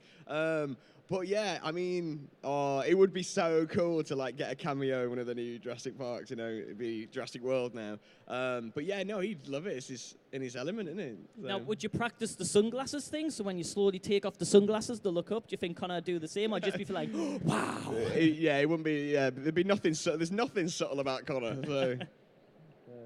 So, now you're making your own films and web series and everything like that. Yeah. How has that transition been? Obviously, you helped direct and write them, and you're starring in it as well. What's that transition been like? Well, I've always made short films as a passion. So when I just decided to do the web series Wireless, which was just a really long short film, just broken up into pieces. So yeah, it's been great, and the audience reaction has been fantastic for it. I'm just sorry that I can't do it quick enough, you know, for people to, you know, to get the next installment, but it's because everybody does it for free. It's like coordinating all the actors. I mean, I'm shooting a show at the minute. I've just done 2 films, so fitting it in is the hardest thing. I've got 2 episodes that are shot that I'm still editing at the moment. So, but it's been amazing. I've got a passion for directing. I've got the bug, and I love it. Yeah, now in one of your previous interviews, 'cause I love watching them, me and my daughter sit and watch interviews about like, Primeval Guy, yep, okay, we'll watch it. You mentioned about the fact that you'd actually filmed here at MCM Comic Con. In May. And the aim was to show some of the footage this weekend? Did it all get next May. Next yeah, May? the next one, yeah, I thought it was the next London one. Yeah. So, but how was that footage? Did it come out the way you wanted? Is it It's looking great, good? yeah. I mean, you'll see in the story how we managed to work it out, but it's basically a chase sequence into all these people. It's perfect because he needs cover. Do you know what I mean? And this is a very busy place that he can disappear in. So, so yeah, it was great. It was cool running around, and we didn't get bothered by anybody, which was really nice. So, Wow. yeah. See, I found out another interesting fact. You've actually filmed here. They actually filmed Batman Begins in here as well. Did they? You know the scene where he first gets in the tumbler with Morgan Freeman, and he's driving around? That was actually filmed in the end block across there. Ah, cool. So you filmed in the same place as Batman. Wow. I just think that's awesome. It's pretty cool, yeah. It's quite geeky. Yeah. Now, what I thought I'd do quickly, I'd give the opportunity if anyone here wants to ask any fan questions. Now, does anyone have any questions they want to ask Andrew? People are very, very shy. Straight away there. So I'm going to run across to you, just making sure I've got time. Here we go. Right. So what is your question for Andrew? Just one I've always wanted to ask. What's your favourite dinosaur? Diplodocus. Those are cool. Yeah, I think they're cool. And we never had them in Primeval, which would have been really fun. But yeah, they look friendly. Massive, but friendly. If you could design your own dinosaur, what would it be? So what features would it have? Would it be vicious? Would it be vegetarian? Would it have spikes? Would it have teeth? I don't know, because I guess anything that I could come up with in my head, I bet there's a dinosaur that actually looks a bit like that. It fascinates me, you know, if you actually kind of line them all up and look at all the ones that they found out and what they look like, it's just, yeah. Imagination is not needed because they're real, you know, they were real and they were amazing looking creatures in all sorts of combinations. So, yeah, I'm not going to make one up. I'll just let it as it is. Now, talking to kind of like special effects and making things, in Wireless, as the kind of series has went on, the special effects have been getting bigger and better and everything like that. Is that a lot down to fan funding and everything like that? Not particularly. It's down to I always wanted to get more adventurous, but I had a long plan. Like the thing with Falcon with the robot arms and stuff like that. I just was dying to get to that point because I knew that was going to happen and stuff. So it's all been planned out pretty well. But as for the effects and stuff, I edit it and stuff. So I've learned about stuff like motion tracking and things like that. I've learned on the way. I've looked it up on YouTube, and anything I didn't know, I've taught myself. So it's been a big learning curve for me as well. Well, it looks really impressive. Thank you very much. When I talked about fan fund, obviously, I thought it's been properly funded, paid for to get those effects done. Not really, no. Amazing. It's pretty much just me doing it all. So yeah, that's what I mean about the time, because I do everything, even the effects and stuff. And sometimes I have to learn about stuff. So it's just coordinating the time to do it. Now, do you know when the next series of episodes are going to be out? I know that's a horrible question to ask, and I know you're busy with it. I mean, before the end of the year, there'll be another episode for sure. That's all I can say right now. So hopefully, I'd like it to be ready for Birmingham, but I don't know if it will be ready for that. So. Well, we're hopefully going to be at Birmingham. Maybe if you want, if we can get you on the stage, if you want to do a little fingers crossed sneak, if it's ready, yeah. I mean, little in sneak May, peek. I screened episode 12, which went down well on the bus stage, which was cool, yeah. Now, the last episode I saw ended on a bit of a cliffhanger. Now, was that the latest episode? I haven't missed any. Was that the boom? Yes. Yeah. That's the last episode. That's episode 12, yeah. That's the one we screened here in May. Yeah. Any kind of spoilers you can give us? What's going to Well, I happen don't next? die, obviously, because I'm carrying on shooting it, so I must get out of the car, right? But no. It's just going to get bigger and better, and darker. It gets darker as well.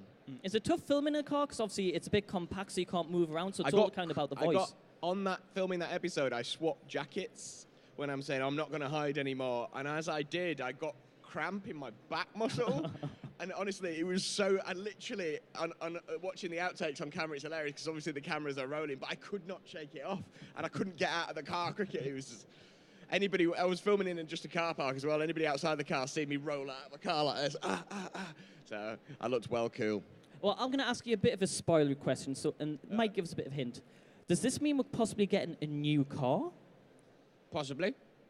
Possibly? Yeah. Oh, I look forward to that. He's got to get around, doesn't he?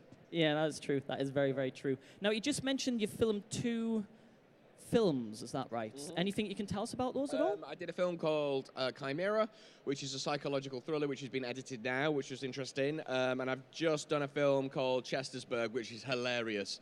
It's kind of a comedy horror, but like old school horror, like spurting blood everywhere and kind of fun like that. But a bit on the hot fuzz kind of sort of way. So that was cool. Play a cop in that. And I'm currently shooting a show that should be quite good that I can't say anything about because I had to sign a NDA thing. Yeah. That sounds very exciting. Any idea when you're going to be able to announce that? I don't know. I was hoping I would have been able to already, but they've literally not announced it. They've not announced who's in it, not announced the name of it, anything. So, but I finished filming it in January. Is that going to be on TV? Can you say that much, or you can't say anything? I'm trying to find out. I'm getting excited. Like, oh, this sounds good. I need to know. When I can tweet about it, when I'm allowed, I will. Awesome. Well, I look forward to that. Final question, really.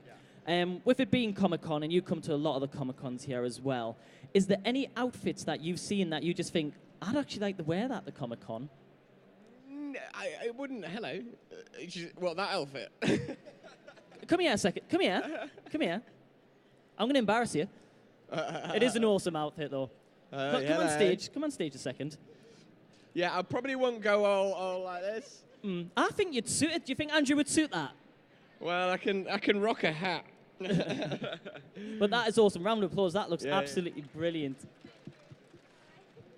I got asked yesterday who I would, and I guess the only, probably like Edward Scissorhands or The Crow. So it's the same sort of outfit, really, isn't it? Just without the scissors. I think with the hair and the beard as well, I reckon you could pull off quite a good Jon Snow. I've never seen an episode of Game of Thrones. So. It's a bit And they all gory. sound like me in it, don't they? They've all got Yorkshire accents. Maybe I could be Jon Snow's long-lost brother, right? Yeah, we'll get you on the show. That'd be awesome. So. But I think we need a huge round of applause for Andrew Lee Potts. Thank Don't you forget, very you much, can guys, see and thanks for Wireless singing Happy Birthday. online. You see Wireless at www.wirelessweb.london. If you want to come and chat to me anymore for the next couple of hours, I'm just going to be sat over there in the signing area. So I'm going to come say hello. Yeah, so go see Andrew just across there. As you can see, he's absolutely lovely. So go across, find out about Wireless and how you can support it as well. Thank you very much, Andrew. No problem. That's your birthday. We're going to celebrate it. I hope the wife and kids love it. Hopefully see you in Birmingham. Yes.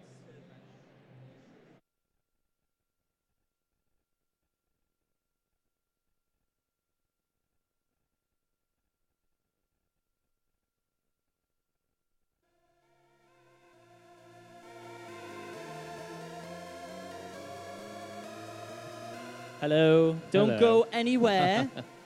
Come back. Where you Don't going? leave me. You were the only person that's kept me company the past 3 days. Parting is a sweet sorrow. I'm not allowed to put an ankle thing around it, so if I leave the stage, I get shocked. That's why it's called Buzz. I've done that joke every single day, ladies and gentlemen. Not once has it got a laugh. It did there. I like you, yeah. Give him a bean. Yeah, if people laugh at my jokes, I give them stuff. I've only give 2 away. Huh? If I only give 2 things away for people laughing at my jokes. Yeah. Yeah? Because not many people laugh Can at you your jokes. catch? There you go. Wait, here's another one. There's another one. You keep laughing at my jokes and you'll be set for life, honestly. But yeah, don't go anywhere. Who do we have coming up, Marcus? Johnny Yong Bosch is up at 12:30. Who's excited for that? Yeah? Has anybody got any questions they'd like to ask him? Yeah? Oh, what a surprise, the guy in the Power Ranger outfit. He's like, yeah, me. Okay. You're wearing the wrong That's one. cool. Are you sure? Because, you know, it doesn't suit you. I think you look better in the blue. No. Whichever ranger you want to be, you can be. Can I? Not you, anyone else. Yeah. Now, So- that is an awesome prop there. I like that. You know what? You're forgiven. I'm hoping it's a prop. Not a real one. I don't think the Power Ranger swords aren't real, Marcus. Yes, they are. Okay. So, yeah, if you have any questions, keep them in your head. I'll come down and get some off you when that happens. And we're going to give away some free stuff as well. Ooh, no, we don't say free stuff. We call it swag. No, Some swag. I think you need the really big enough. Who wants some free swag? Wow. They really don't want free stuff here. He said, who wants some free swag? That's better. Do you know what usually... I'm winning this time. Are you on the wrong side? Get away. I was thinking that, you know, when you're moving. Away. Usually when I do it, I get the biggest cheer, but ever since he started doing the X Factor voice, everyone's like, oh my God, it's the X Factor voice. Boo you. Should we make him talk like this all day? Because to be fair, it's better than his actual voice. Wow. Thanks for that. Come on, let's hear it. Shall I go and find a razor and shave your hair off? At least I can grow my hair. Domestic. Two geeky guys become nothing. Guys. They're going their separate ways. We do go on like this quite, like once here's one insult and it always comes back to the hair. Or the wrinkles.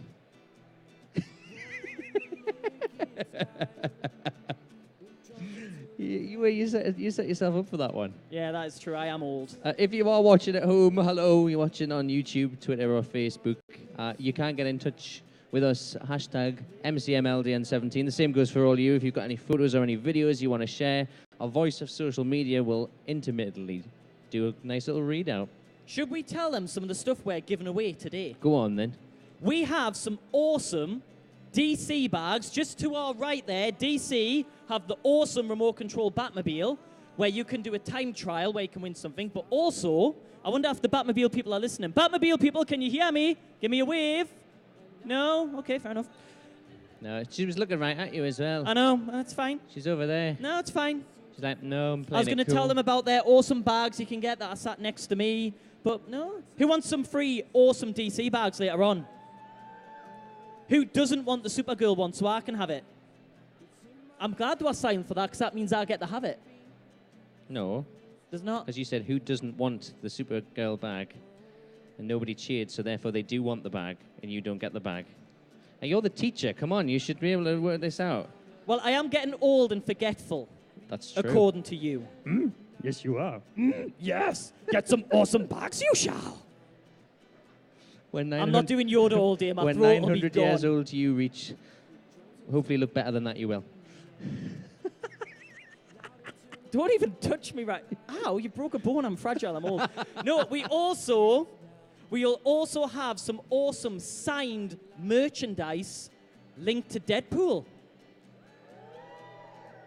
Who loves Deadpool? Who wants Deadpool free signed stuff? Should we tell them something interesting? Go on then. There was another cast member from Deadpool here yesterday in secret. Should I tell them who? Yeah, go on. Who's seen Deadpool? Who was Deadpool looking for? Francis, the actor Ed, who plays Francis, was here in MCM. Very sneaky. I know, I didn't see him. I was like, where's Francis? Where's Francis? Come on, Yeah. where's Francis? He actually lived up to the name. Where is he? But yeah, we have some signed autographs from him to give away as well. We are going to have the man himself, Colossus, on stage later on, and we're going to give away some signed Pops of Colossus. Do we have an example one? I think don't think we've got a signed Colossus. No, we do have some signed Colossus I think to they're give you getting later signed. on. Yes, they're getting signed right now. Yeah. We also have some of these exclusive Funkos that you can only get at MCM. I think we've got one left to give away. I think we have got one. I'm going to check two seconds. These, we're not allowed to give these away. These are We our do have show pops. We have one left. We have. Does anyone like Alien? We're going to be giving away some face huggers from A-Box across there. You can buy them yourselves, but you can also win them from us. And A-Box are doing a really cool giveaway. Just to my right, your left, you can get this bronze. I believe it's bronze. Has anyone seen War on the Planet of the Apes? It's Caesar on a horse in bronze. It's a free raffle. And you can win that. The slips are just to the side there. So if you want to run across and enter that, you've got till the end of the day. And I believe they're going to announce it on their site, who the winner is later on. Nice. Yeah, that's pretty cool. Dead easy. All you got to do is write your name down and your email address and stick it in. You could be a winner.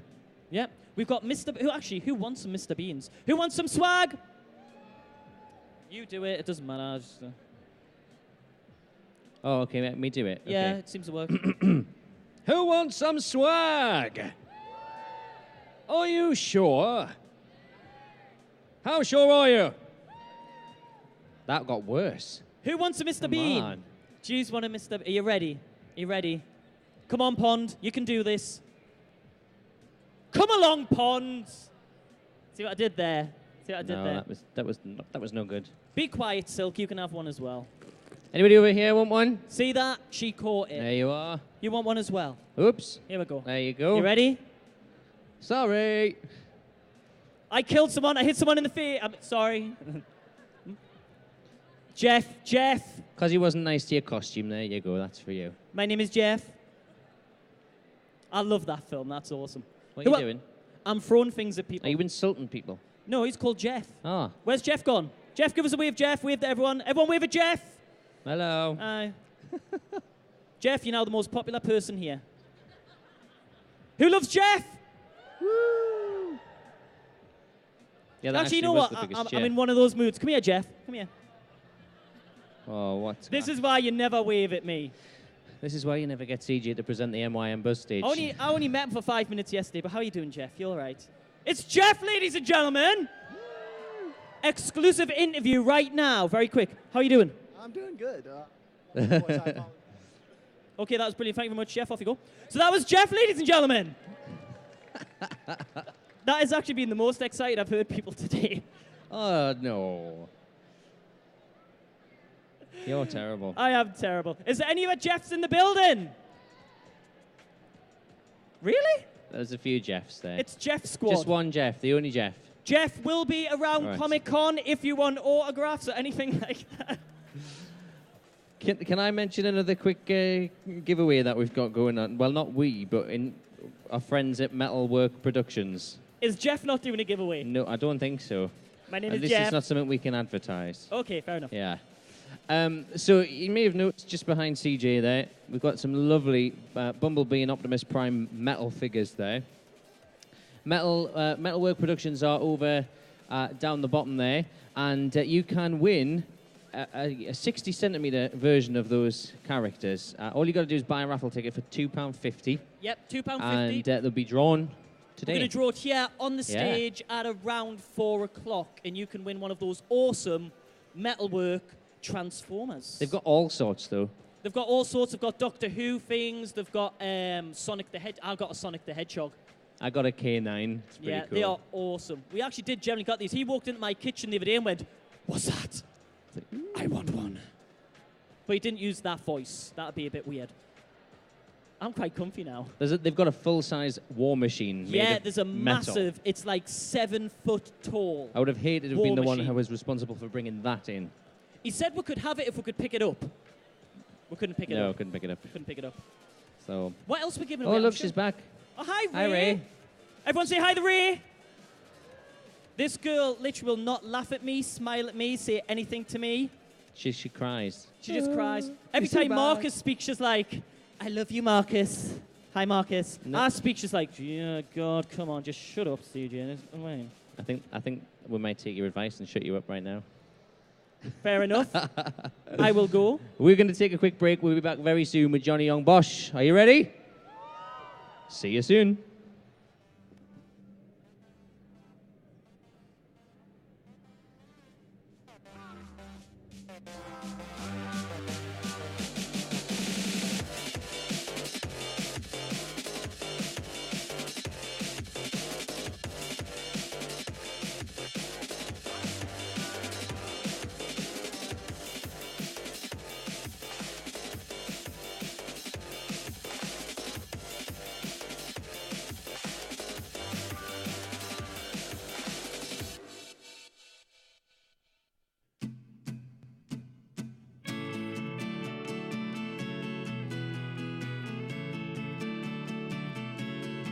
A lifetime of mistakes can never weigh us down. 2 sets of feet will never touch the ground. Oh, we're high as a kite, soaring far above the clouds. Opportunity reality, we're gonna leave this town. And I know this love is blind. Let's get up and go and leave it all behind. But now I'm stuck in the middle, trying to solve this riddle. I'm gonna find a way to work it out. If you just give a little time so I can really make my mind, I'll be the one that's gonna stand up from the crowd. Heaven knows I'm older and bolder, and I know what's right. Now I'm getting wiser, the reminder keeps me up at night. Let's get up and go.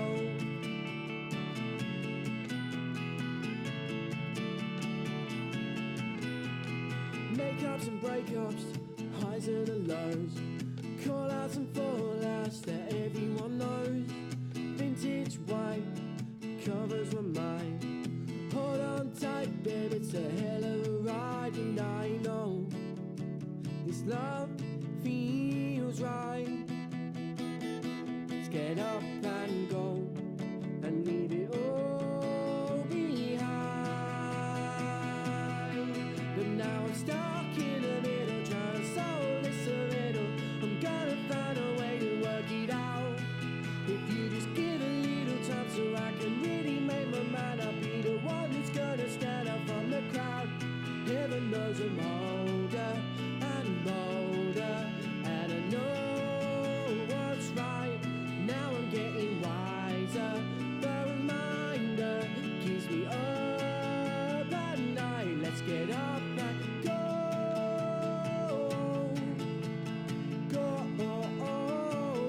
Let's get up and go.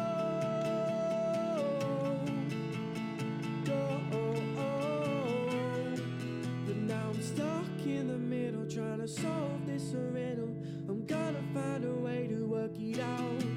If you just give a little time so I can really make my mind, I'll be the one that's gonna stand up from the crowd. Heaven knows I'm older and bolder, and I know what's right. Now I'm getting wiser, the reminder keeps me up at night. Let's get up and go. Go.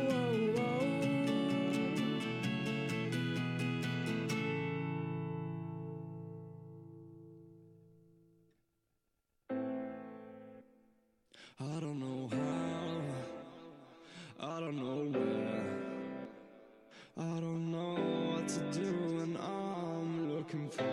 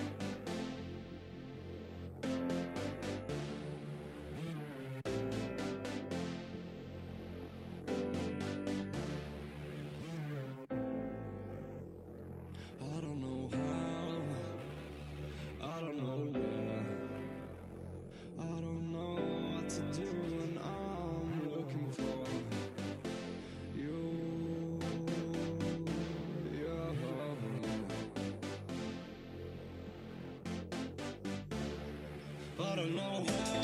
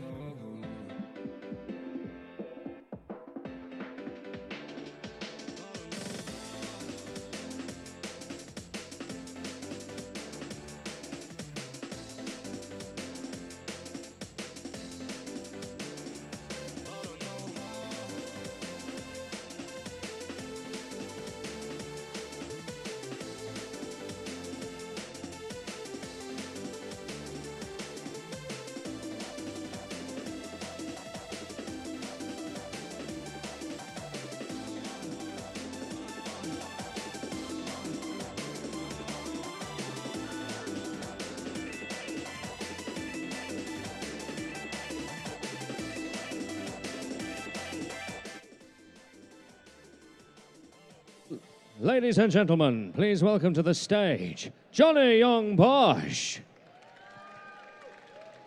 Hello. All right. Take a seat.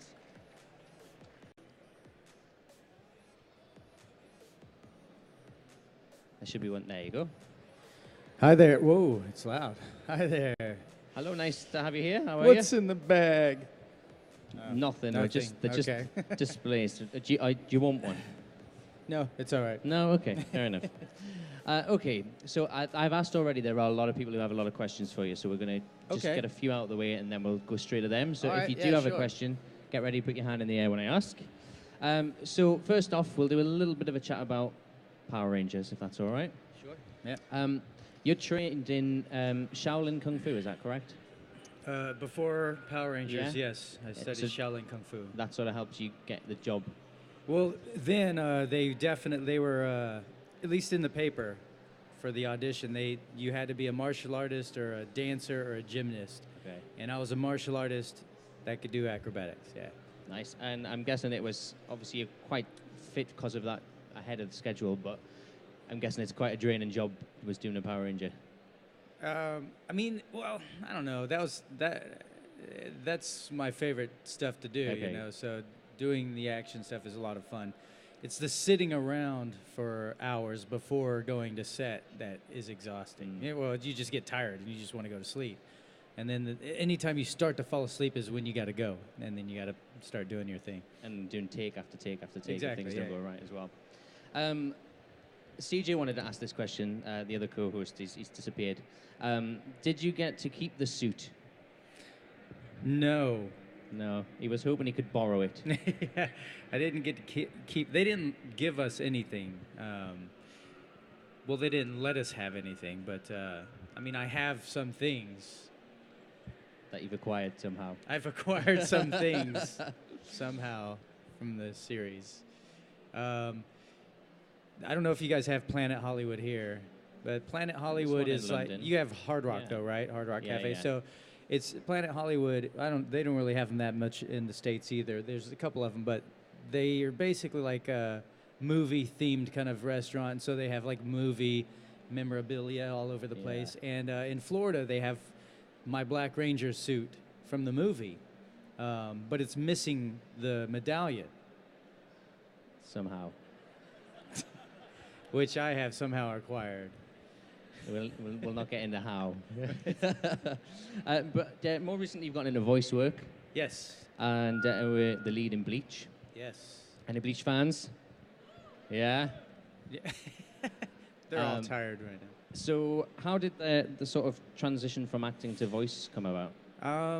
Well, basically, after Power Rangers, there's a stunt team, a Japanese stunt team, Alpha Stunts, that did all the action stuff on Power Rangers. And after Power Rangers, they wanted to do an action film, and they cast me as a lead in that film because of my martial arts ability, so that I could do my stunts. But they're all Japanese. The camera was Japanese, but the audio equipment and the sound crew was not. And so somehow things just didn't work. When they edited the film together, it was just static. And so I had to go in and dub myself. And as I was dubbing myself, the producer walked in and heard my voice and was like, "Oh, you got a good hero voice." And then asked me to come audition for this anime called Trigun. And I auditioned for that, and I booked the role for Vash, and that was the first step into voiceover for me. Nice. Just kind of opened the door from there, so. Awesome. Anybody got any questions? I know there were some people wanting to ask. I'm going to run out. Here we are. When you got the role in Bleach, when you saw Isaiah, what was your opinion of him, and how did that change towards the end of the show? Wait a second. When I got the role on yes, Bleach... I got it wrong. And it's then... rah. Okay. You've got a lot of anime. Yeah, I have. I know. It confuses me too. So wait a second. So in Da-Da-Da-Da, what did I think of Isaiah? Yeah. I thought he was awesome. Isaiah's a really fun character to play. Definitely different from, Ichigo. He's an instigator, and he likes to toy with people, and it's just fun to kind of play that. I wouldn't call him a bad guy, but he's kind of douchey. But it's kind of fun to play that kind of character, Hi there. While you were working on Power Rangers, you were working with Jason David Frank. Do you have any funny stories working with him? Because he said he liked to play a lot of pranks. Did you have anything? He played a lot of pranks, yeah. Let's see. I do have plenty of stories I could tell you. I have to tell you two then so that I can get to the prank, or first one. Okay, so the first one is we were in Australia shooting the first movie, and I'll stand up to do this. So we were running across this field and then flipping off of a tree, running up this tree and flipping off. And so I would spot him when he would run, and he'd take 3 steps on this tree, and then I would just be there just in case, in case he needed a little help over or whatever. 3 steps he would go, and then me, I would run, and I would just bounce off the tree like a frog, because that was my animal spirit. But I would run, I'll jump up, and he'd be there to spot me. He'd run 3 steps, boom. Each time we were doing this for a while. And one time he's running towards me, and he's like, "I'm just going to keep going." And I was like, in my mind, I'm like, I don't know what that means, but okay. I was like, assuming maybe he's just having so much fun, like, I'm just going to keep doing this forever. And so I'm there, and he runs, and he takes 3 steps, 1, 2, 3, and I'm ready, and 4, 5, 5.5, and then I was like, oh, that's what he meant. He thought he can just keep going up the tree like he's an actual Power Ranger. And so he goes up there, he's 5.5 steps up, now he's coming down towards me head first. And he's a pretty big guy, and I went through in my mind what it would look like me trying to catch him, crotches and faces, it'd be weird, so I was like, I did what any one of you would have done. And I watched him hit the ground, hit his face. He pops up, and he's got like this cut under his eye. And then we have to go back, and we're in our civvy, so he's got like dirt and blood on his civilian wardrobe. And we get in trouble, we get cussed out at. But big trouble. So anyways, he blames me for that, which isn't my fault. He should have just done the 3 steps and it would have been fine, but he, didn't. And so to get me back, we were driving across the desert to go to set. This lady was driving us. Jason and I were in the middle seat, and the girls were in the back, and the windows were open. And I'm doing that, like, it feels like cotton, whatever. We're going 50 miles an hour, and I said out loud, like an idiot, don't try this, but I said this out loud. I was like, it'd be really cool if I climbed out this window, got onto the roof like Teen Wolf, and then rode it and got in on the other side. And Jason's next to me. He's like, you won't do it. And I'm young and dumb, and I'm like, dude, I will totally climb out this window right now, 50 miles an hour, get on the roof and climb in on the other side. It's like, nah, you're a chicken. And I was like, no, I'm the frog. And I climbed out the window, 50 miles an hour, got onto the roof, and inside the vehicle at 50 miles an hour, it's just wind blowing. You're like, yeah, this is fun. But on top, it's like, it's like you're free falling, And so I'm up there, and I'm like, this is really dangerous. I could die. That's when it dawned on me. And then suddenly, the van starts swerving from side to side, and my legs are sliding from side to side, and now I'm hanging on for dear life. I'm like, what is she doing? And I pull myself forward so I can, yell at her through the windshield, and she's like this. Because Jason Frank has reached past her and is, pulling at the wheel, trying to throw me from this vehicle at 50 miles an hour. And, really trying to kill me. And so I'm like, okay, I better get in on this other side, at least finish what I was going to do. And I get over, and there he is, rolling the window up. So finally, she reaches back and starts hitting him, and he rolls it down and lets me climb in. But that's the prank he pulled on me, because he blames me for him falling on his face, But it is his fault. What do you think of the new Power Rangers movie, and if you were offered a cameo in that movie, would you have taken it? Well, I thought it was entertaining. I thought it was a neat take on Power Rangers. It's definitely different from ours, a little more grown up. It follows more of the later superhero films now that they do. They've kind of given them powers and stuff now, sort of. But I thought it was entertaining. I thought it was cool. It was fun. And yeah, if they would have asked me to do a cameo, I definitely would have done it. I think that would have been pretty cool. But they didn't, so. Which was your favourite season of Power Rangers to film, and can we get a morph out of you later? My favorite season to film? Gosh, the Mighty Morphin was a lot of fun because that was the first anything like that for me. I went from working at Subway to being a Power Ranger, so that was just really cool. But Zeo, I think, was maybe my favorite because I got to do more things. I called myself the background ranger because I was always in the back. Tommy's up here like, right, Zordon, and I'm back here like this, usually with Yellow Ranger. And we're waiting, and we're like, right. And that's about all we did. But Morph, okay.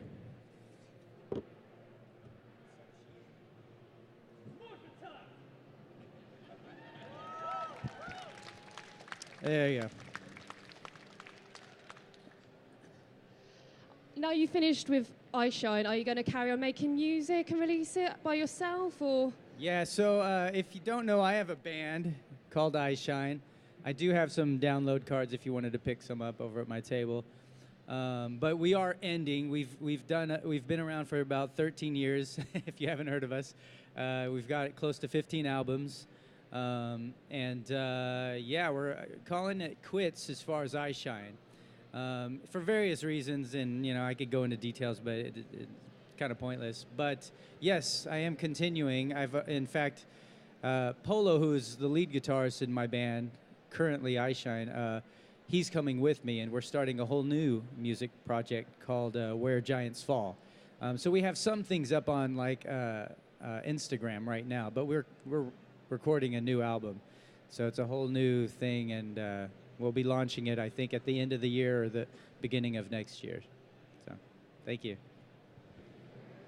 Do you have a favorite voice line from Code Geass when you were playing Lelouch? And how long did it take you to perform the evil laugh in the show?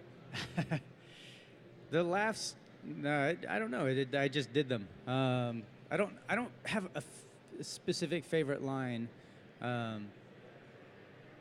but I could do one of the laughs if you want to hear one of the laughs.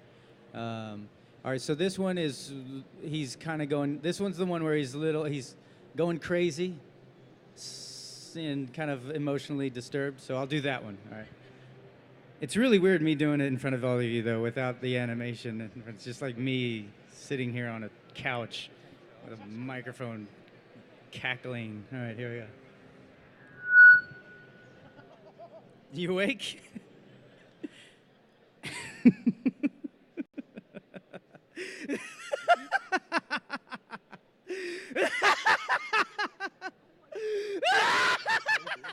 All right, that's it. I'm not going to do more.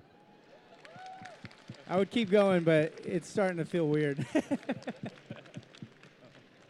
You're right there, Johnny. I've got a couple of questions. Yeah. One, would you be able to scream "Gets a Gatentia"? And two, you got any favourite moments from playing Ichigo? Let's see. I'll start with your other one. Who's Mr. Poopy Butthole? What is that? Oh, it's Ricky and Morty. All right. I forgot what your question was. You said, okay, I'll do it. Gets a Gatentia then. Gets a Gatentia! All right. Favorite, what, the funniest moment? Is that favorite moment of Ichigo? You know what? Earlier on in the beginning, there's a moment where he's walking, I think, through the woods or through the street or the park, and he's thinking about his mom. And he kind of like starts, not really full on, but he breaks down a little bit. And I just remember that moment made me really interested in the character. And I connected at that moment with the character completely.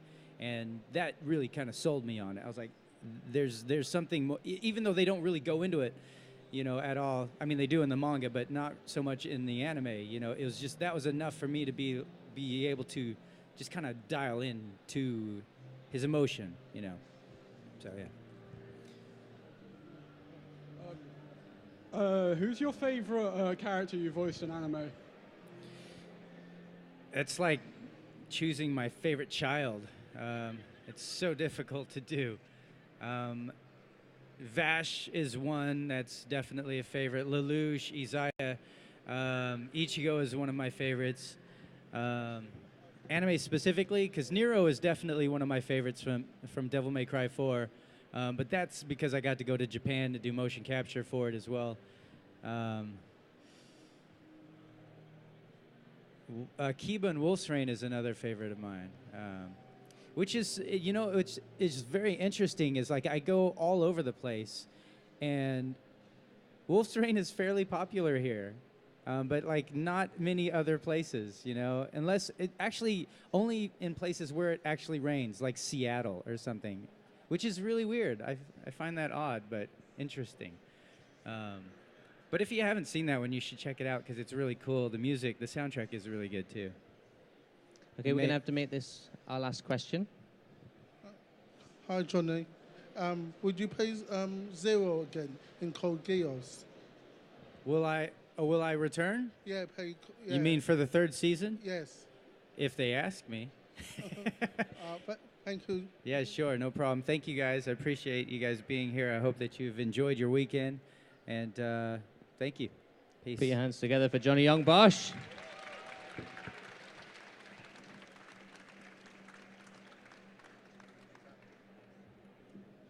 So Johnny is just over there to the left of stage. Go over, say hi if you haven't had a chance to get a photo with him yet. Get a selfie, get a signature, right over there. We're going to be giving away some more prizes very soon here at the MYM Buzz stage, and we've got our next guest on stage in around about 15 minutes' time. Keith Allen will be on stage with CJ, having a little chat about himself. Then we got Stefan Kapicic. Then we got Bernard Cribbins and Warwick Davis and Team Eugenius on stage at 2:30. So we're going to find out all about that. A little bit of a musical flurry. And in between, loads of cool things to give away. Remember to use the hashtag MCMLDN17 if you're going to share any photos or any videos or you want to shout out. We have the voice of social media who will be doing a little readout of some things. So do stick here at the MYM Buzz stage, live at MCM London.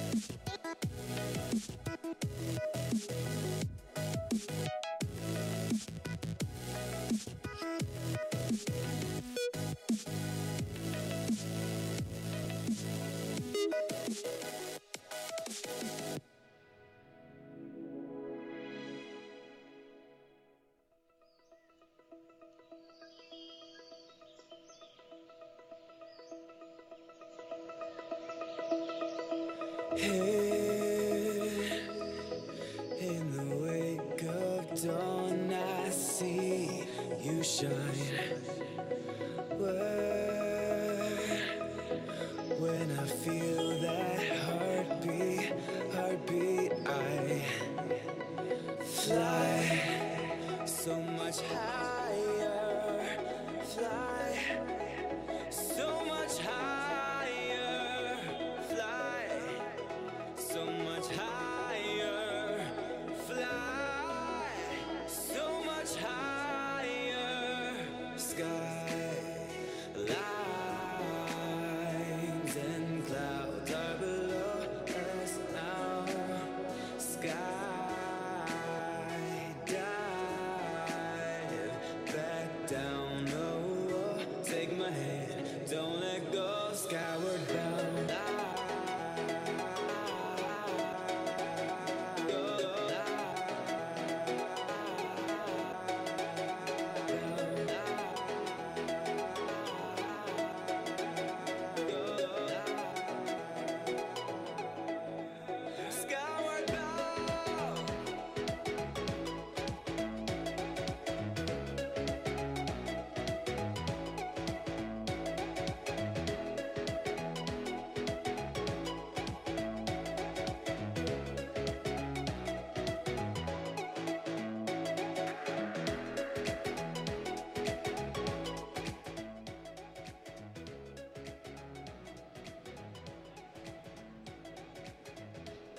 Shout out to @GaryMalley, final day of hashtag MCM LDN17.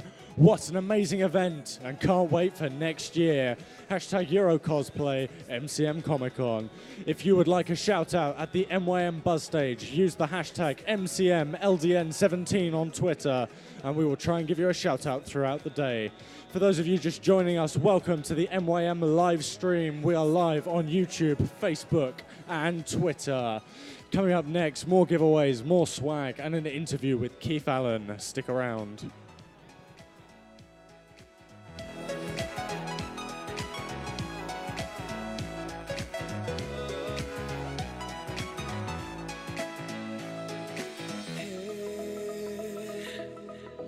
In the wake of dawn, I see you shine. When I feel that heartbeat, I fly so much higher, fly so much higher, fly so much higher, fly so much higher, sky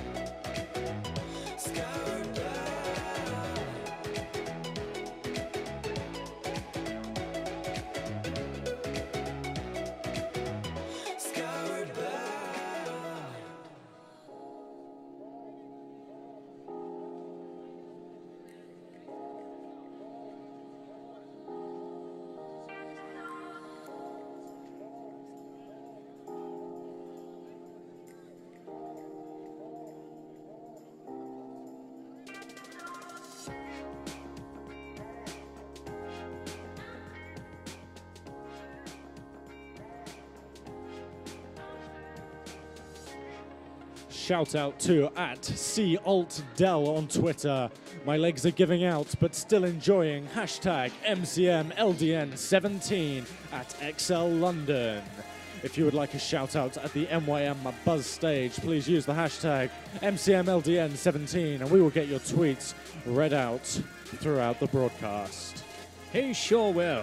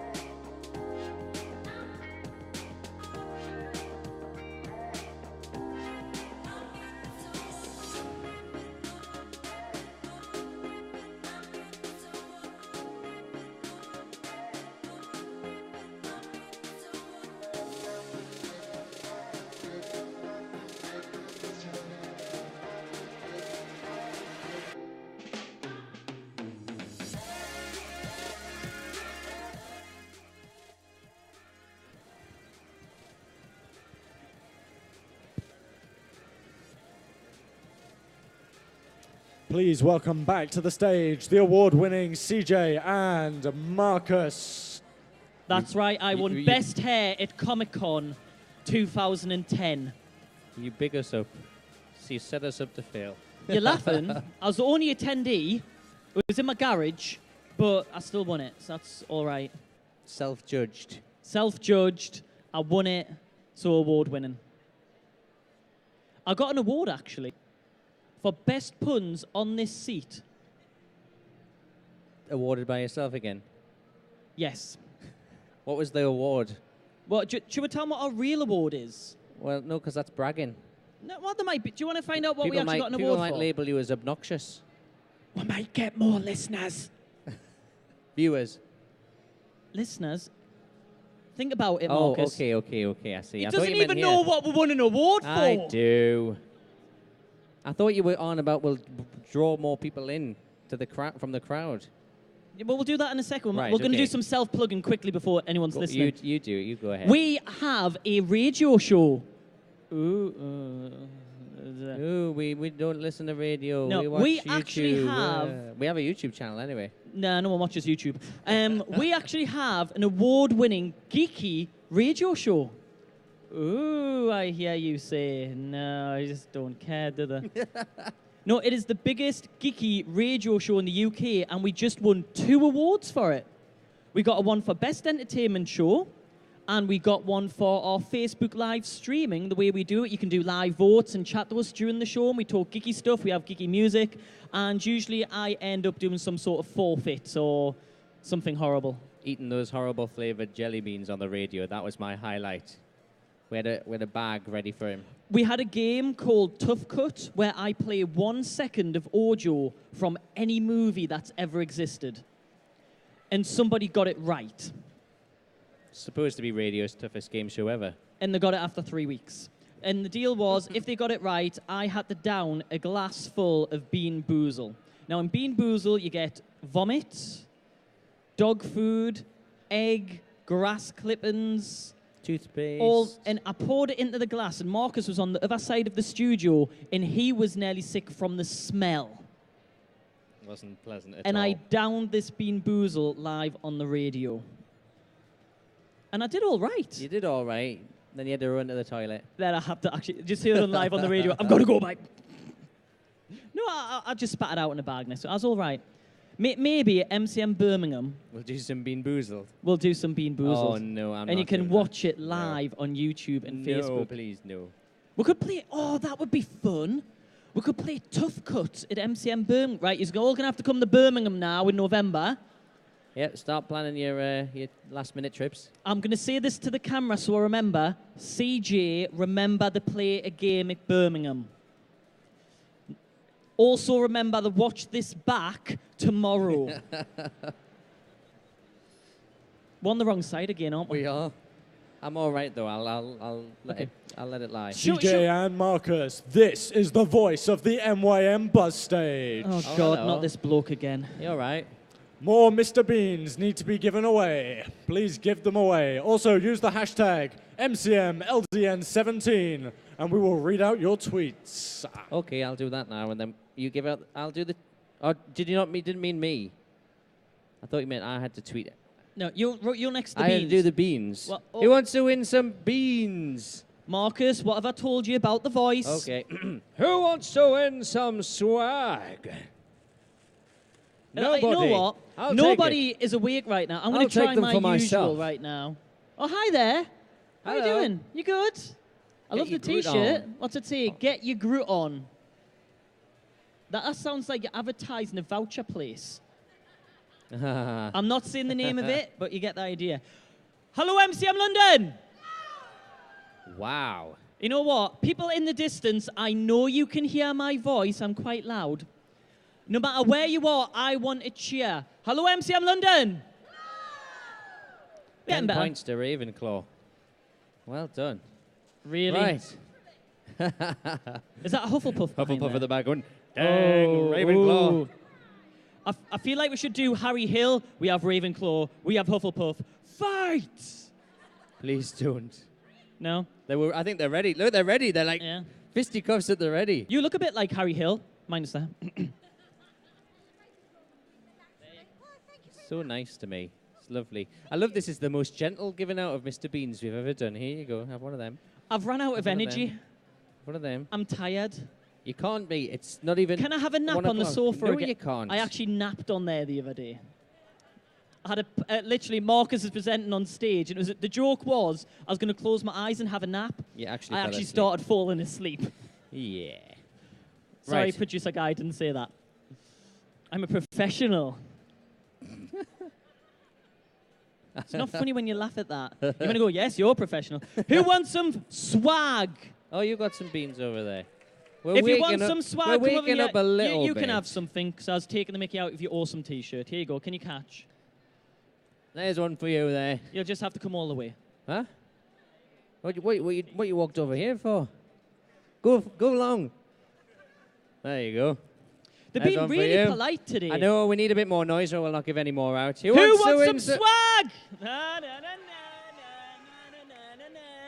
Shh. Who wants some swag? Whoa, Well, she's sit going to down. explode over there. Sit down, we've got Keith Allen. swag? I'm the idiot, you're the sensible one. I'm allowed my moments.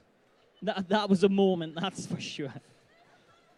Look, she's ready. Look at that. Look. Whoa. Nicely caught as Who well. wants Well some free done. stuff? You need to come to Buzz. I used to, I just too awesome. Give me that. I'm There not you going to go. throw them at you. The last child I threw it at, I knocked them for 6. There you go. I think we've got some more left. So these are thanks to Universal. They're literally just next to us. I think they're showing some trailers for the newest Universal movies. So go over and have a little look. There's some DVDs and Blu-rays on sale, I think, as well. You know... Trailers or spoilers, depending on how you want to look at it. What? You don't like spoilers. Has anyone noticed this here? How cool these are? These trailers are awesome. Who likes Star Wars? Oh my God! Who likes Star Wars? Yeah. Gentleman over there at the Star Wars Empire T-shirt. I like you. Some people do. I think they're just holding their excitement. Who loves DC? Who wants some free DC bags? Batmobile over there. Have a shot. You can drive the Batmobile. Not the big one. Security dragged me off it the other morning. They were driving in, and I lay in front of it. I'm not moving till you let us drive it. So they were actually going to drive over us. Sadly, they didn't. They said, "Who are you?" And I went, "I'm Batman." That was quite harsh. I apologize for that. Alfred. This is your thing all weekend, has been doing these, the worst Batman impression. Then go, Alfred. Who can do a good Batman impression? If you come do a good Batman impression, well, you're over there. The mic doesn't... Let's hear it. That was brilliant. It was that? Oh. Come here. Don't jump around it.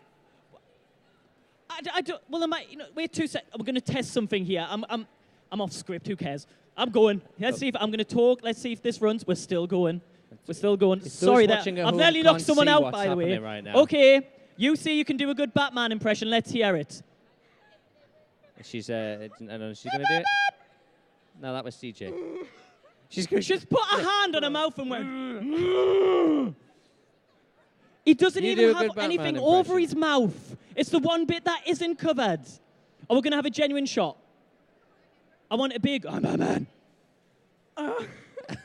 It doesn't matter. Okay, come on. I'm Batman. Was that worth the wait? I think that... No.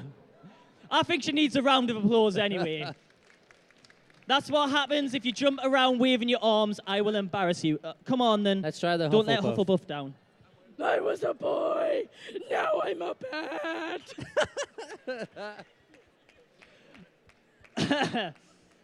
Okay. Now, okay, Empire guy. And by the way, Marcus, in a second, I want you to do your Joker, because Mark can do a very, very good Joker. But let's have Batman. I'm Batman. My Joker's like British Joker. Well, do a British Joker. What should I say?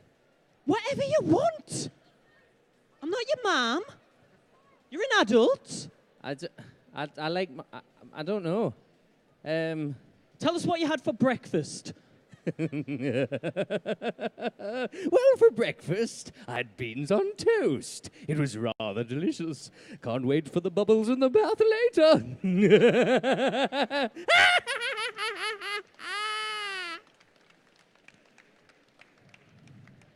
Do you want to hear my impression of Joker? Go on.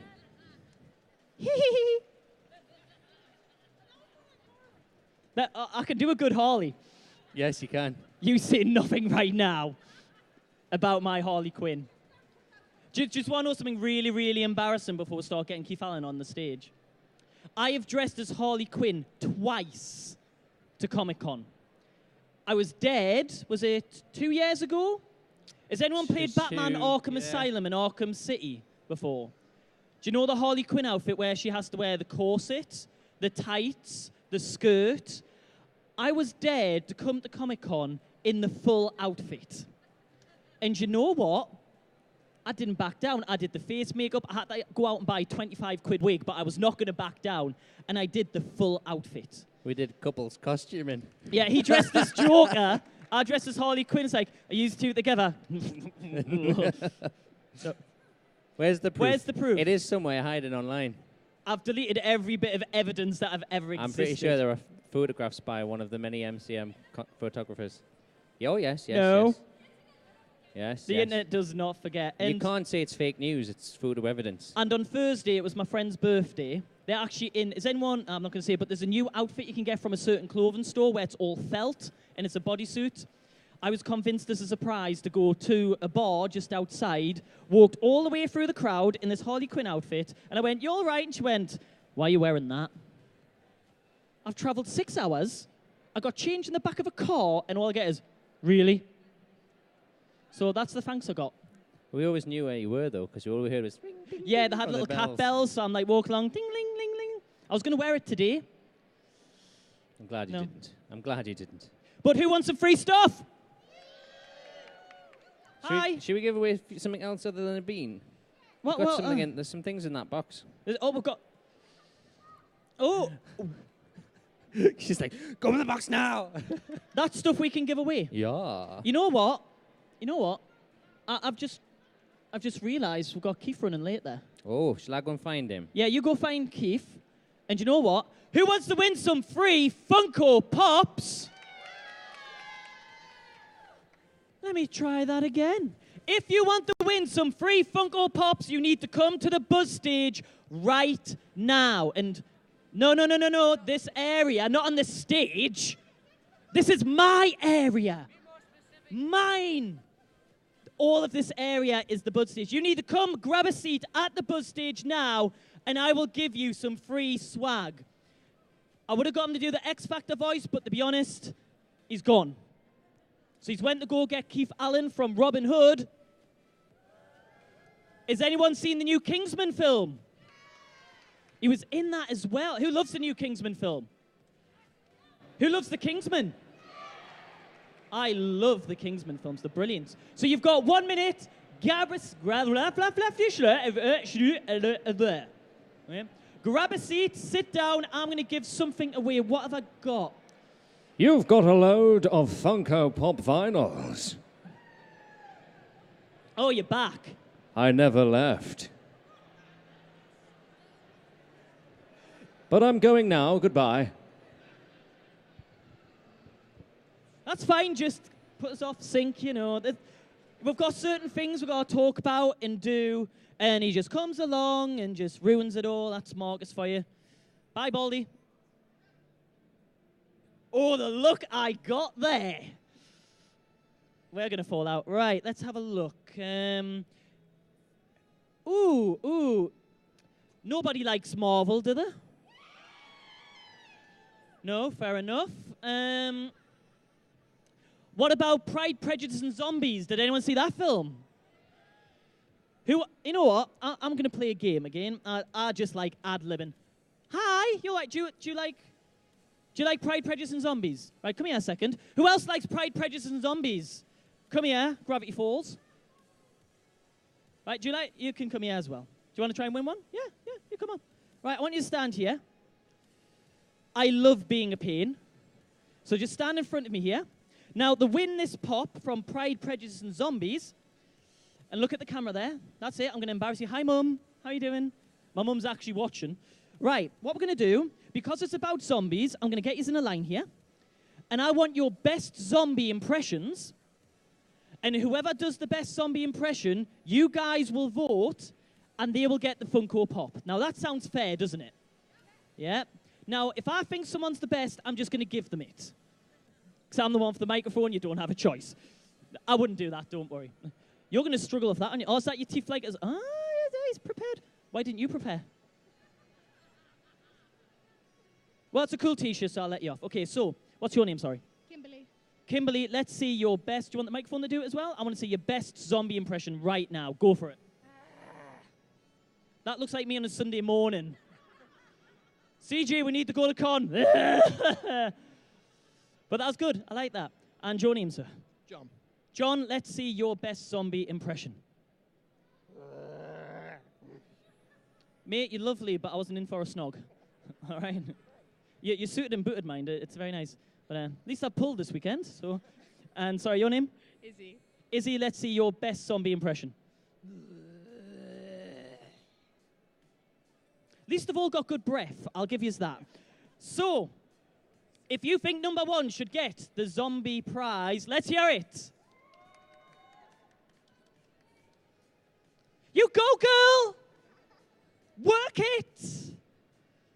Do I look like the set of Clueless? I am clueless, don't get me wrong. Okay, number two. Was it the kiss he gave us? Was that it? And number three. That is actually, we're going to do it one more time, okay? Number one. Calm down, love. You're not getting this. You don't want that? Oh, fair enough. I've got some lozenges over there if you need them, all right? Number two. You might as well just sit down, to be honest. And number three. Ooh, I think it's between 1 and 3. One more time. Number one. I'm getting security for you in a second. Number one. Number three.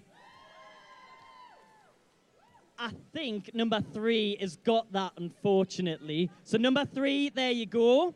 Use 2, I have some Mr. Beans that I'll give you. I know that's what you really wanted. It's what everyone always wants. Let's have a round of applause for these guys. That was absolutely brilliant. Well done. There you go. Everybody is a winner, apart from the people that didn't win. So, yeah. How are we all doing? We having a good day? You having a good day? Yesterday was better. I met Anthony Mackie. Yeah, let's try again. Who's having a good day? Are you feeling brave back there? It's Merida. See, get it? Brave, Merida. Come here a second. Come here. I'm going to pick on her. Now, I know you can do this. I want to see your best Merida dance right now. You're not getting paid for this as well. Okay. Okay, fair enough. Here we go. Merida dance. That's pretty good, isn't it? Yeah, you can get lost now. Thanks for that.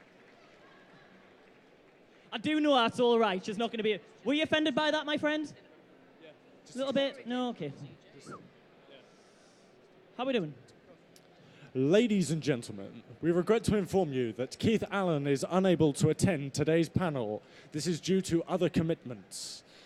Coming up next on the buzz stage, we have Colossus at 1:30. And don't forget, you can get your shout-outs in with hashtag MCMLDN17. Now, you know what I'm going to do? Because I feel bad.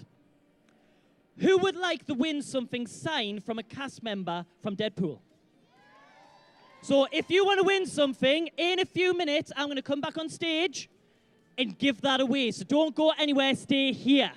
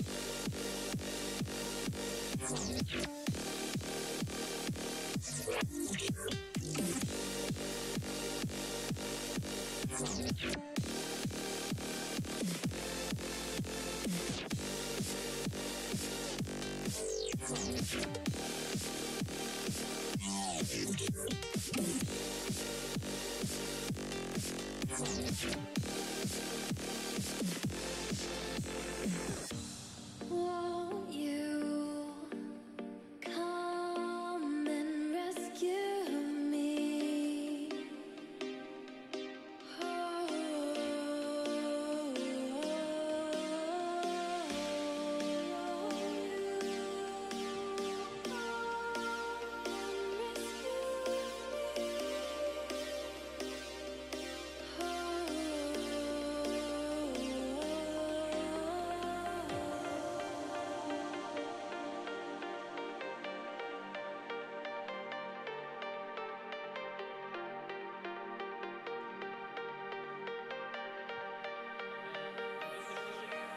My knees are feeling weak.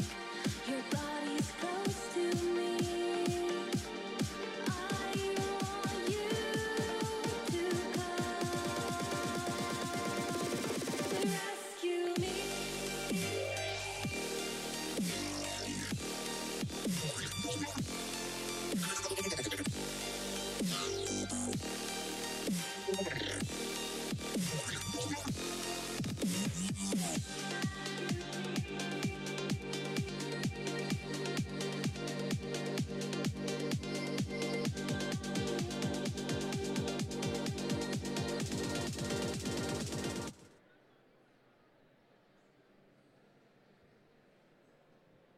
Hello, everyone. Welcome back to the MYM Buzz Stage, live at MCM London.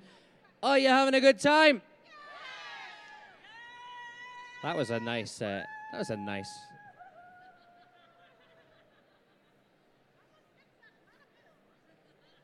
you join us at Oh, no. The encouragement is too much to handle. Hello, MCM London! You weren't expecting that, were you? In a way, I was. Yeah, you're just kind of unpredictable, so I've just kind of got to be on edge all the time. I'm like that. Are we having fun?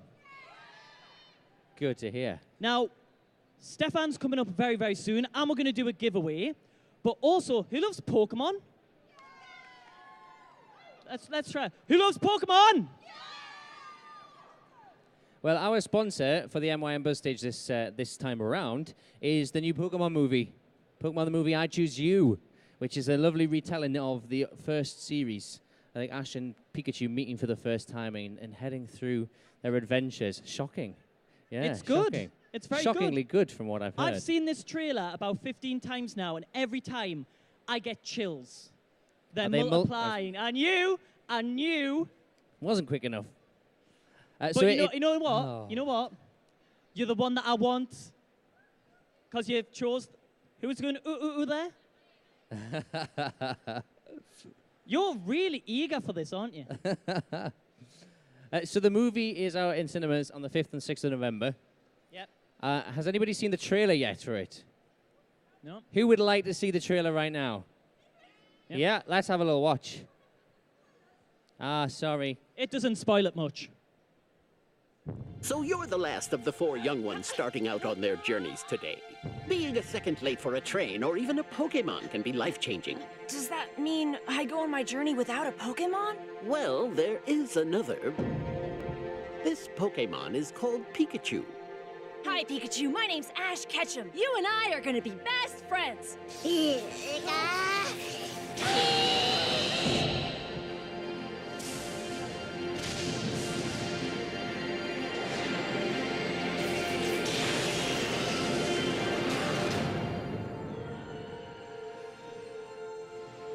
What's that? Oh, Pikachu, someday we'll both meet that Pokemon. Pikachu! The legend says the Rainbow Wing will guide you. We've got to get moving and find Ho-Oh! You want to come along with us? You're too soft. Remember, might makes right, and that's it.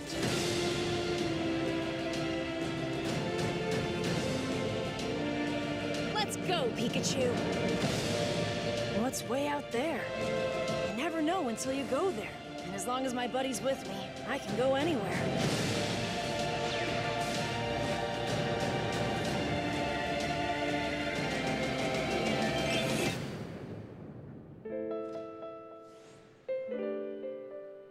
How awesome does that look? Who's excited for that? Me. Who's booked the tickets already? Not me yet. Why not?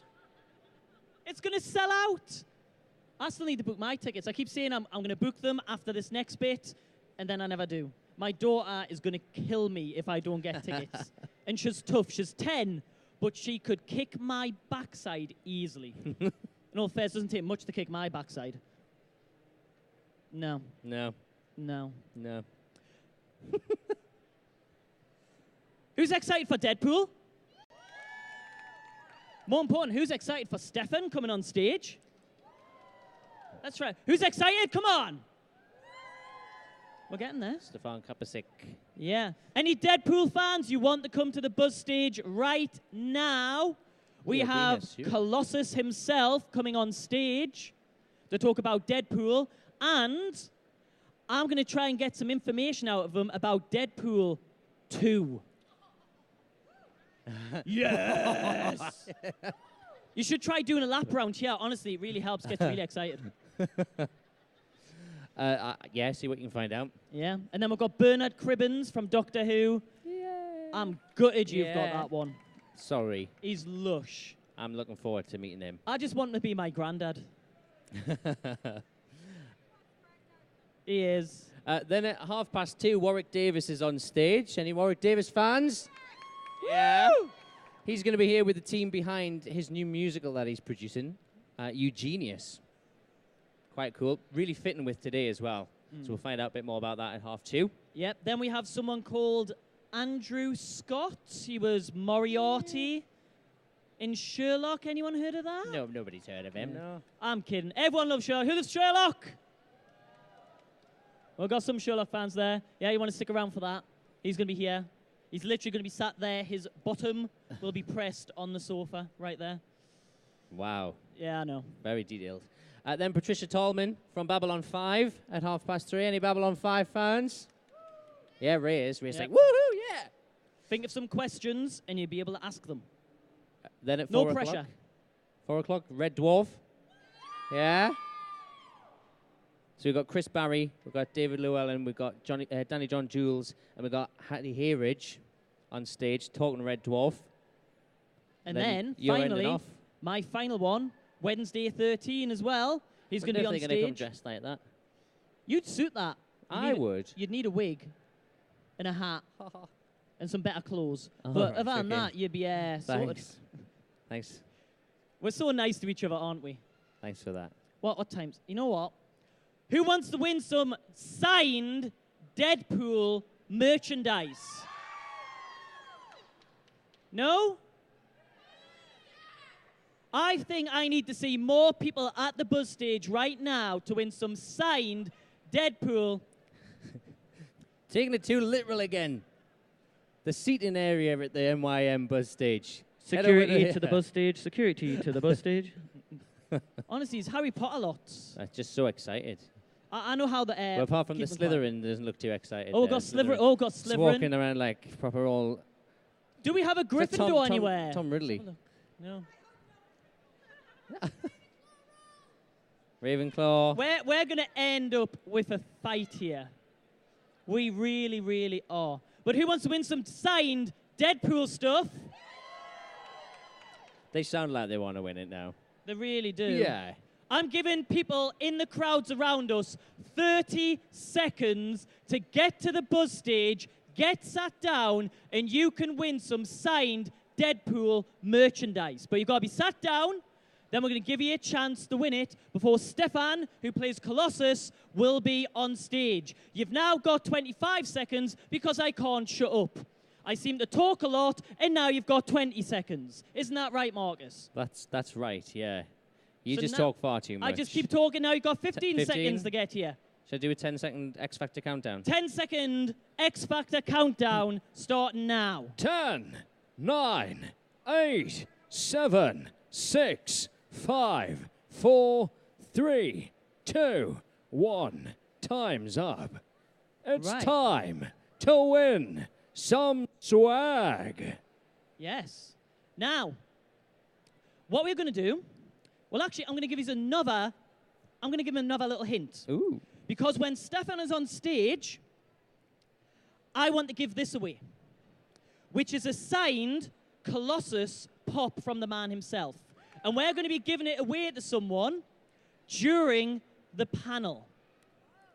So you're going to have to stick around, and you'll be able to get this signed Colossus pop. Nice. But before that, during the panel, we have something else.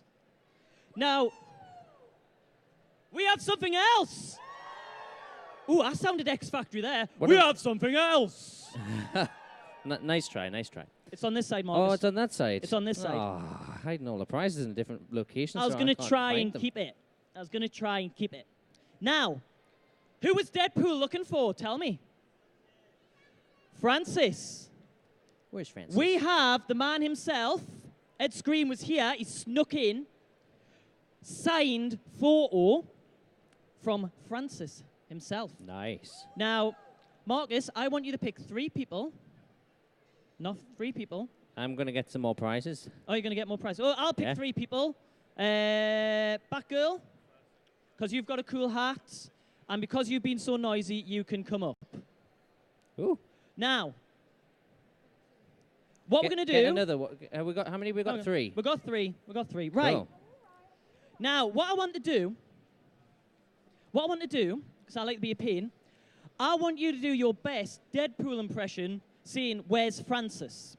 Now, I want you to get your inner Ryan Reynolds in this, okay? So I just want your best. You know what? Make it as funny as you want. You've got to work the crowd because they vote. So I want your best, "Where's Francis?" Okay? Is everyone happy with that? And what's your name? Erina. Erina, let's hear your best Where's Francis. Where's Francis? Okay, very nice. Bit threatening. The girl that can't stop going, where's Francis? But it might work. Oh, voice is gone now, all right. Okay, and what's your name? Mia, let's hear your best Where's Francis. Where's Francis? I got chills. I don't know about you. She means business. She is not messing around. And finally, your name? Nathan. Nathan, let's hear your best Where's Francis. Where's Francis? Nice. Right. You've had your go. Shut up. I like you, really. Right. Who thinks number one? Oh, I pulled. I came to Comic-Con for the guests. I'm going home with a Harry Potter fan. Who thinks number one? Well, if your best mate didn't cheer, there'd be worries. Number two. Bad. Number three.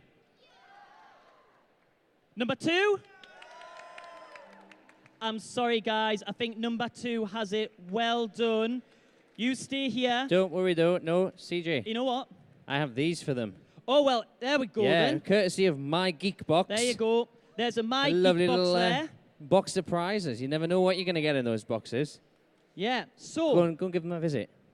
Yeah, Geek Box is on the other side, isn't it? It's somewhere in here, yeah. B is just Hello. coming for me. All right. Right, I'm going to leave because someone very special is here. Who is here? Yeah. Oh, awesome.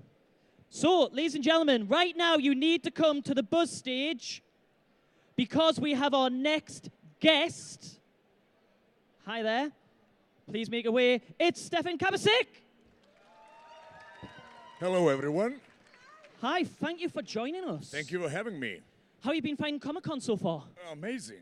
It's so cool. It's one of the, well, it is one of the best Comic-Cons there was. People are so cool, and they love Colossus, and they eat breakfast, which is the most important meal of the day. I just love how you just switch on the voice straight away. Well, it's my superpower, so, you know, I just don't want to go silver right now, but the voice is here. I'm impressed. I'm very impressed. So, I hear you describe yourself as a comic book geek. Is that true? Yes, and I'm proud of that. Yeah, and is Deadpool one of your favorites? He wasn't one of my favorites a long time ago. Now he is, because X-Men were one of my favorites, and I got this opportunity to be one of them, and I'm Slavic, so that was, you know, meant to be. Is that why you went for the audition for it? Is it your love for comics? Well, I didn't know in the beginning because I was just going for a project. It was top secret project called Wham! And I was thinking I'm going for like a George Michael kind of thing, which was weird. And my character was called Timur. But then I found out and I geeked out and I did like more than 120 takes. And I just had like to choose 4 from 120, which was really hard. But it was the audition was mainly the last monologue that I have in the movie, you know, when I'm trying to stop Deadpool from killing Ajax or Francis, and I go with 4 or 5 moments. That's all it takes. Be a hero. And, you know, I did that thing like so many times in my life now, and yeah. Well, he was amazing in Deadpool, wasn't he? Yeah? Thank you. Thank you so much. I'll get his number later, all right? I don't think that'll happen, but I'll try. Now, how much work was involved, obviously, to make you look like this? Was a lot of just practical effects, or was a lot of it CGI? It was a lot of CGI, of course, but I was working on that for like more than 6 months. You know, it's really hard, you know, like to do not just the voice, but the facial expressions and the CGI moments, VFX. But then again, I was working on such a beautiful thing, and we just finished the sequel like a week ago, so I did the same thing again, and you're gonna see Deadpool 2 again, which is unbelievable. It's funnier, trust me, and then there's like so much action, and we have Cable and Domino and X-Force, so it's gonna be a treat. And you're gonna see the trailer, I think, in the next few weeks, the first teaser for Deadpool 2. Wow. So, yeah. I don't even know if that's public. Did anyone know that? Is anyone excited by that?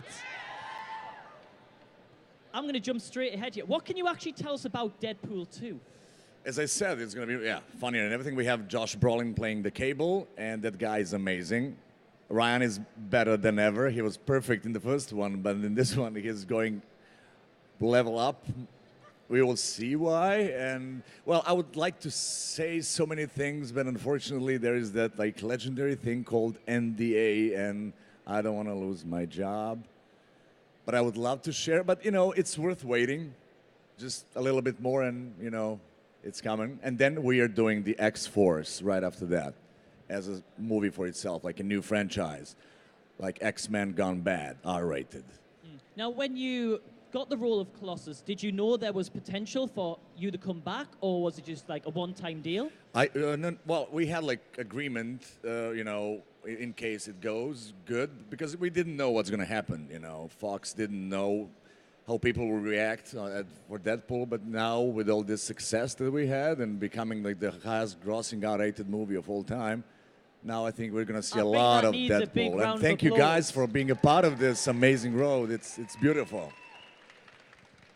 Now, obviously, Marvel is a very big, expanded universe, and I know because of Fox and Sony and things like that, it's hard to get all the characters together in one movie. Would you like to see that happen maybe in the future if a deal can be struck? I would love it. Like, you know, unfortunately, those are like some studio politics going on, but I would love to see Marvel Universe together, and I would love to fight, you know, together with Thor and Hulk, and seeing X-Men, you know, going with Avengers, and that would be amazing. Or see Deadpool, you know, just in a Spider-Man movie, or it would be brilliant. And I'm hoping that's going to happen. Like we have Justice League on the other side, on DC side. But I think we need to see Marvel Universe together. Yes!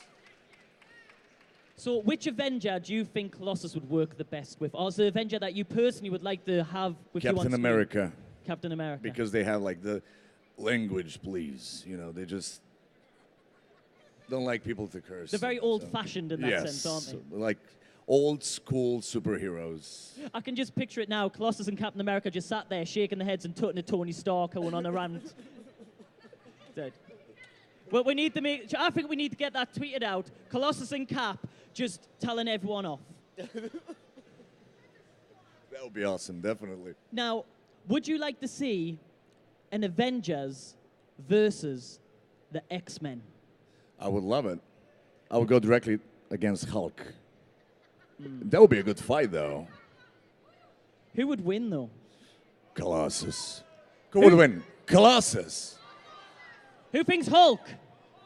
Oh, come on, guys. If you could just leave the stage on the left please. there. Who thinks Colossus? Have you read the Avengers versus X-Men comic Yes, books? I have. If you could pick if you could direct any scene from that, what would it be? Oh, wow.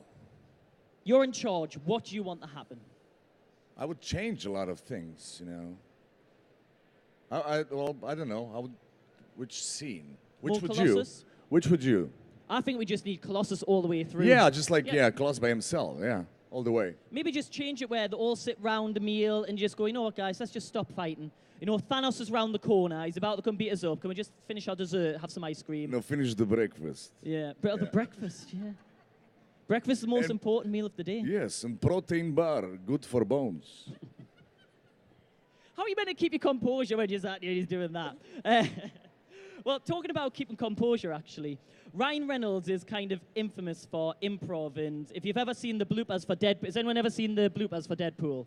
And Ryan Reynolds is just like, oh my God, it's Whitney Houston, blah, blah, blah, and he's just going at it. Did he ever put you off on set when you're trying to do scenes?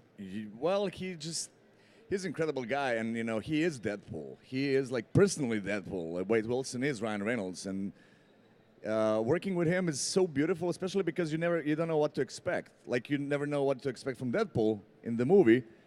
So, and he helps a lot because he's making those things with all these improvisations that he's doing. He's making everything real.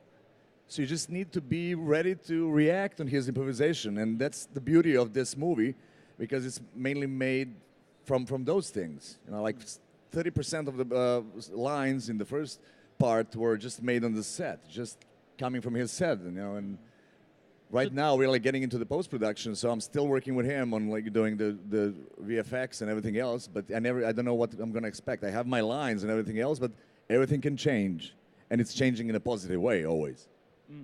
So, how much longer is left on the production for Deadpool 2, do you know? Well, movie needs to be, done by February. And the premiere is the 1st of June, 2018. So it's going to be like a few months more. But the trailers and the marketing and everything else is that's going to be a movie for itself. It's going to be crazy. Like the first part, if you remember, all those weird and brilliant Line in marketing front tricks. of a fire and... Yes. Are we going to have Colossus line in front of the fire? Because I think that's a thought that maybe needs to happen. Well, we'll see. I don't know what they have in mind, but they're going to have a lot of really crazy things. Now, I want to do... Would anyone be interested in some fan questions in a minute? Yeah, we've got quite a few. Now, before I do that, Stefan was very, very helpful earlier, and we asked him to sign some Funko Pops. And we've got a little Colossus here. And I've just noticed on my site here, someone that's actually in a Deadpool-inspired cosplay. And I was thinking, if it's all right with you, if you'd like to present this Funko Pop, because we have right here one of the best outfits. Would you like, can you come to the front? That's all right. NTW, we have a mission.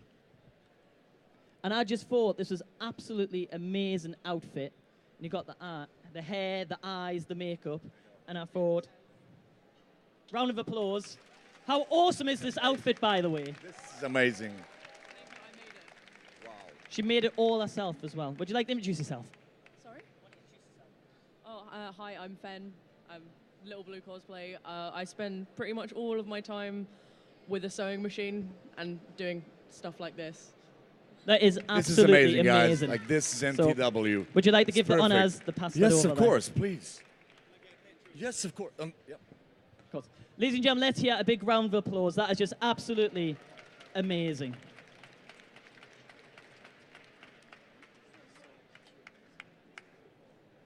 Right, ladies and gentlemen. Thank you, by the way.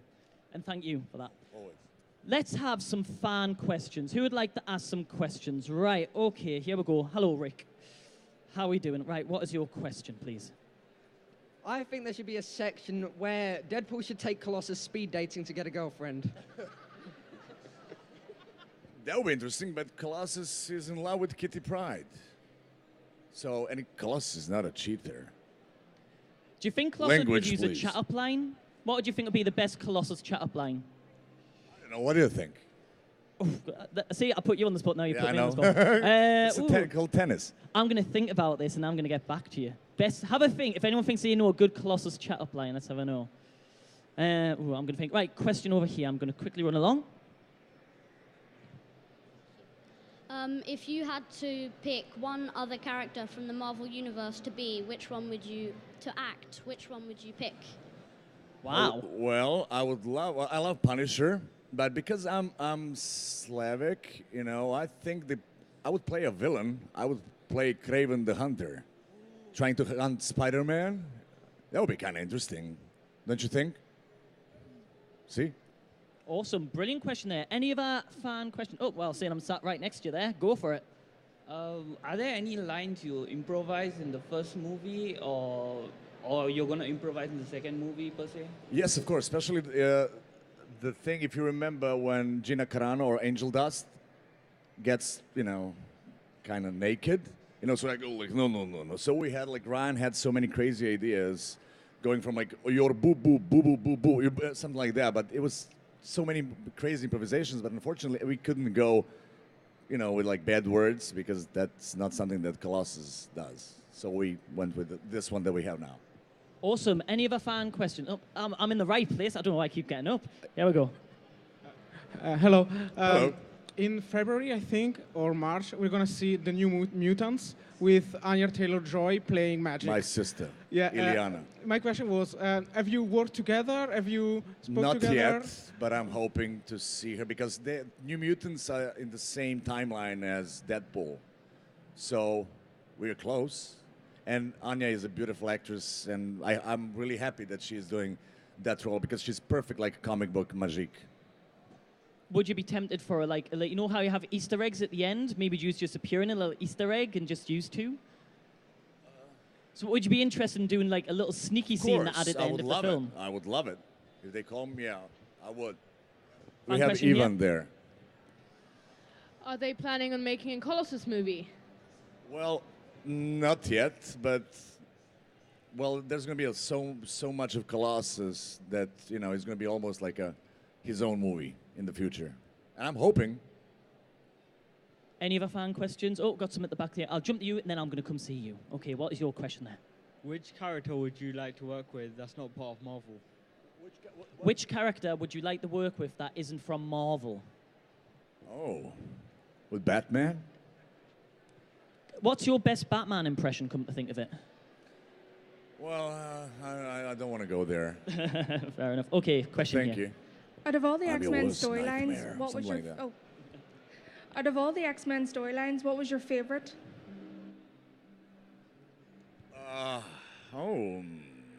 Which one? The Legacy virus.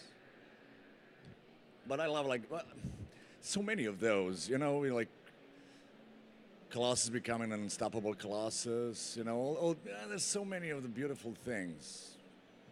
Right, now, we're pretty much out of time there, but I'll say this. I've got the chat-up line for you. Yeah? I've been thinking about it.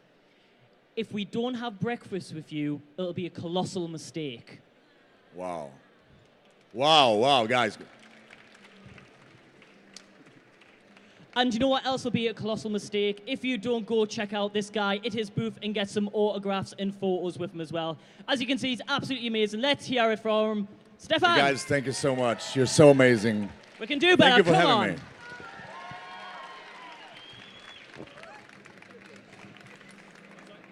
Once again, put your hands together for Stefan Kapicic.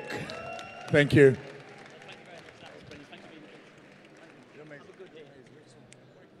I tried. Thank you very much. Thank you for signing all the pops as well. Really appreciate it.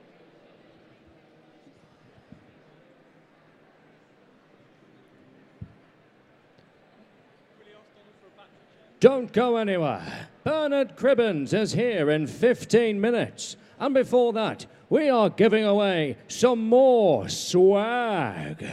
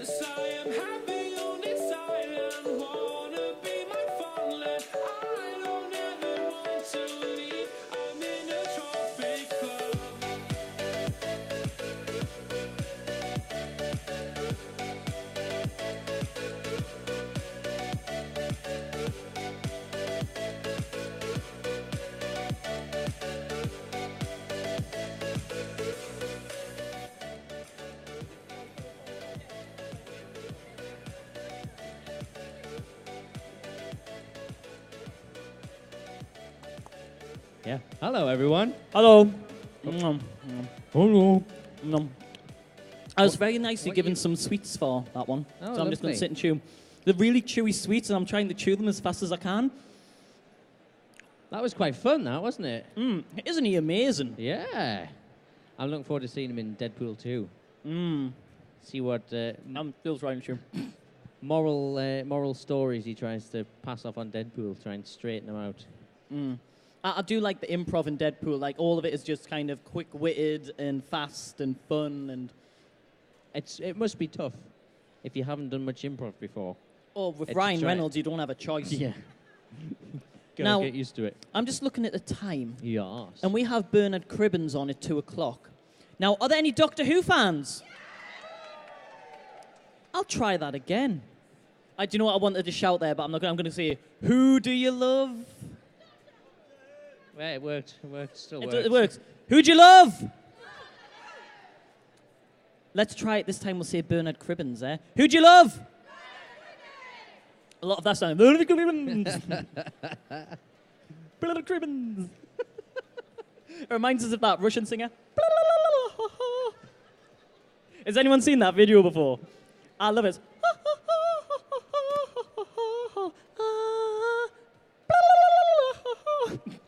That's actually quite good. It's the only good thing I've done all weekend. Oh, yeah, The Fifth Element. You honestly don't want me to do opera.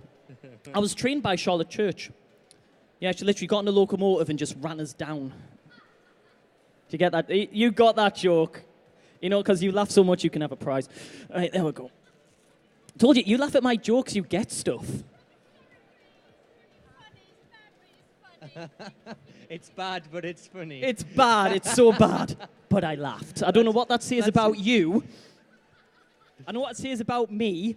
That'll be the you know, when you get reviews for like your performance. They're back. They were here at MCM London on the MYM Buzz stage. They're bad, but they're funny. Do you know what the thing is? I am still expecting one of the big guys at MCM to come down the stairs. Shut it down. No, and just take the microphone off me, and then the bouncer's literally going to pick us up and just carry me out. It'd be funny, actually. You record it. He'd be like this. Don't stop. Don't stop. Be like, yep, that's it. Could you move to the left to get the angle? There we go. Yeah, I'd be sending it off for £250.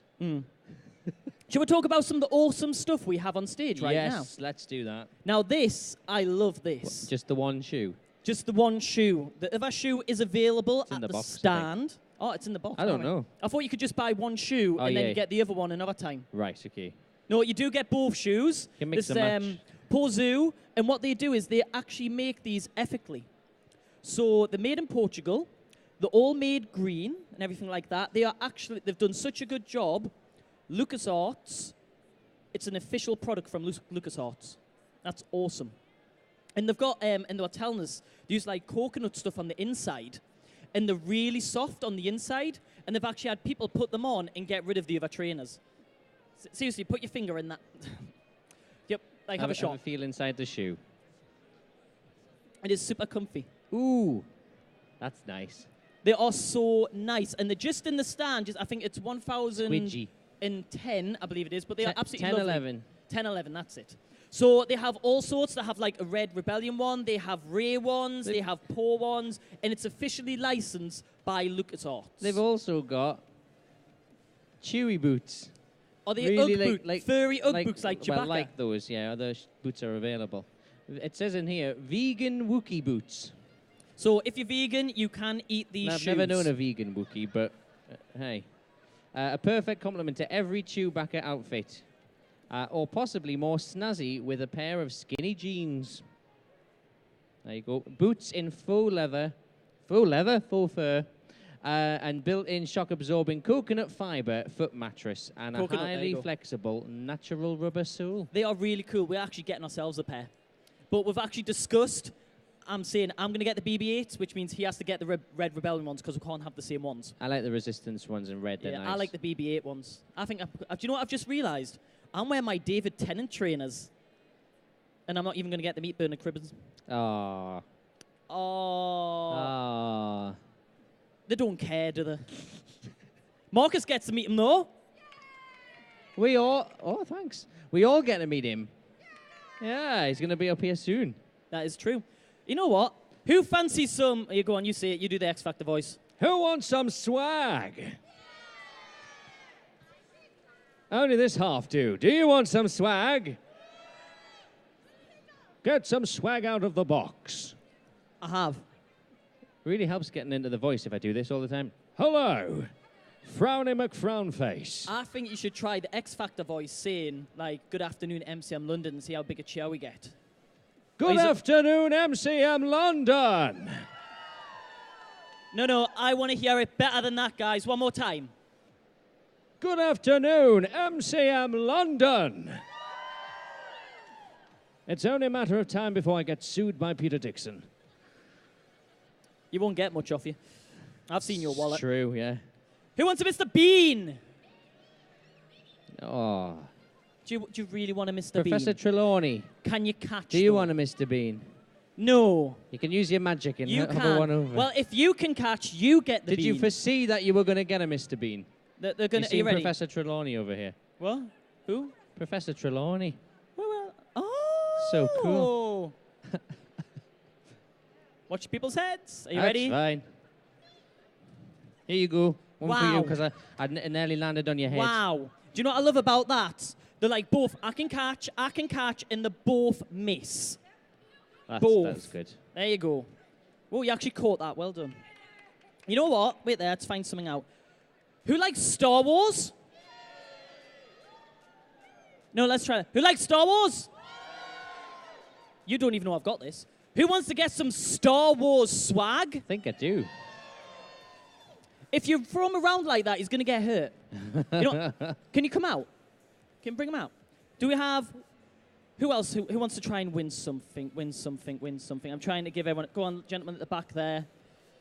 Don't worry. You know what? You're cute. You can have a Mr. Bean straight away. Mr. Bean toys are cool. Come on down the front, if it's picked you. Stand Right, yourself one more down the person. front. One more person. Let's have a look. Trying to pick people. Go on then, seeing Mr. Stick yourself Thundercat down there. Right. I want you to face the front, and you can face the camera here. Look over that way. Now, Give what everyone I've a wave got, as well. Give them a wave. Right. Everybody wave back. Now, Yeah. this is pretty cool, and to be honest, I wish I hadn't put in the back. This is a laptop bag that can be turned into a backpack. Let's try that again. Multifunctional. Right, now, it's also got loads of Boba Fett's on it. Yeah, who likes Boba Fett? Who likes Boba Fett? His brother, Bob. Bob. Right, so, I want to hear your best Darth Vader, Luke, I am your father impression.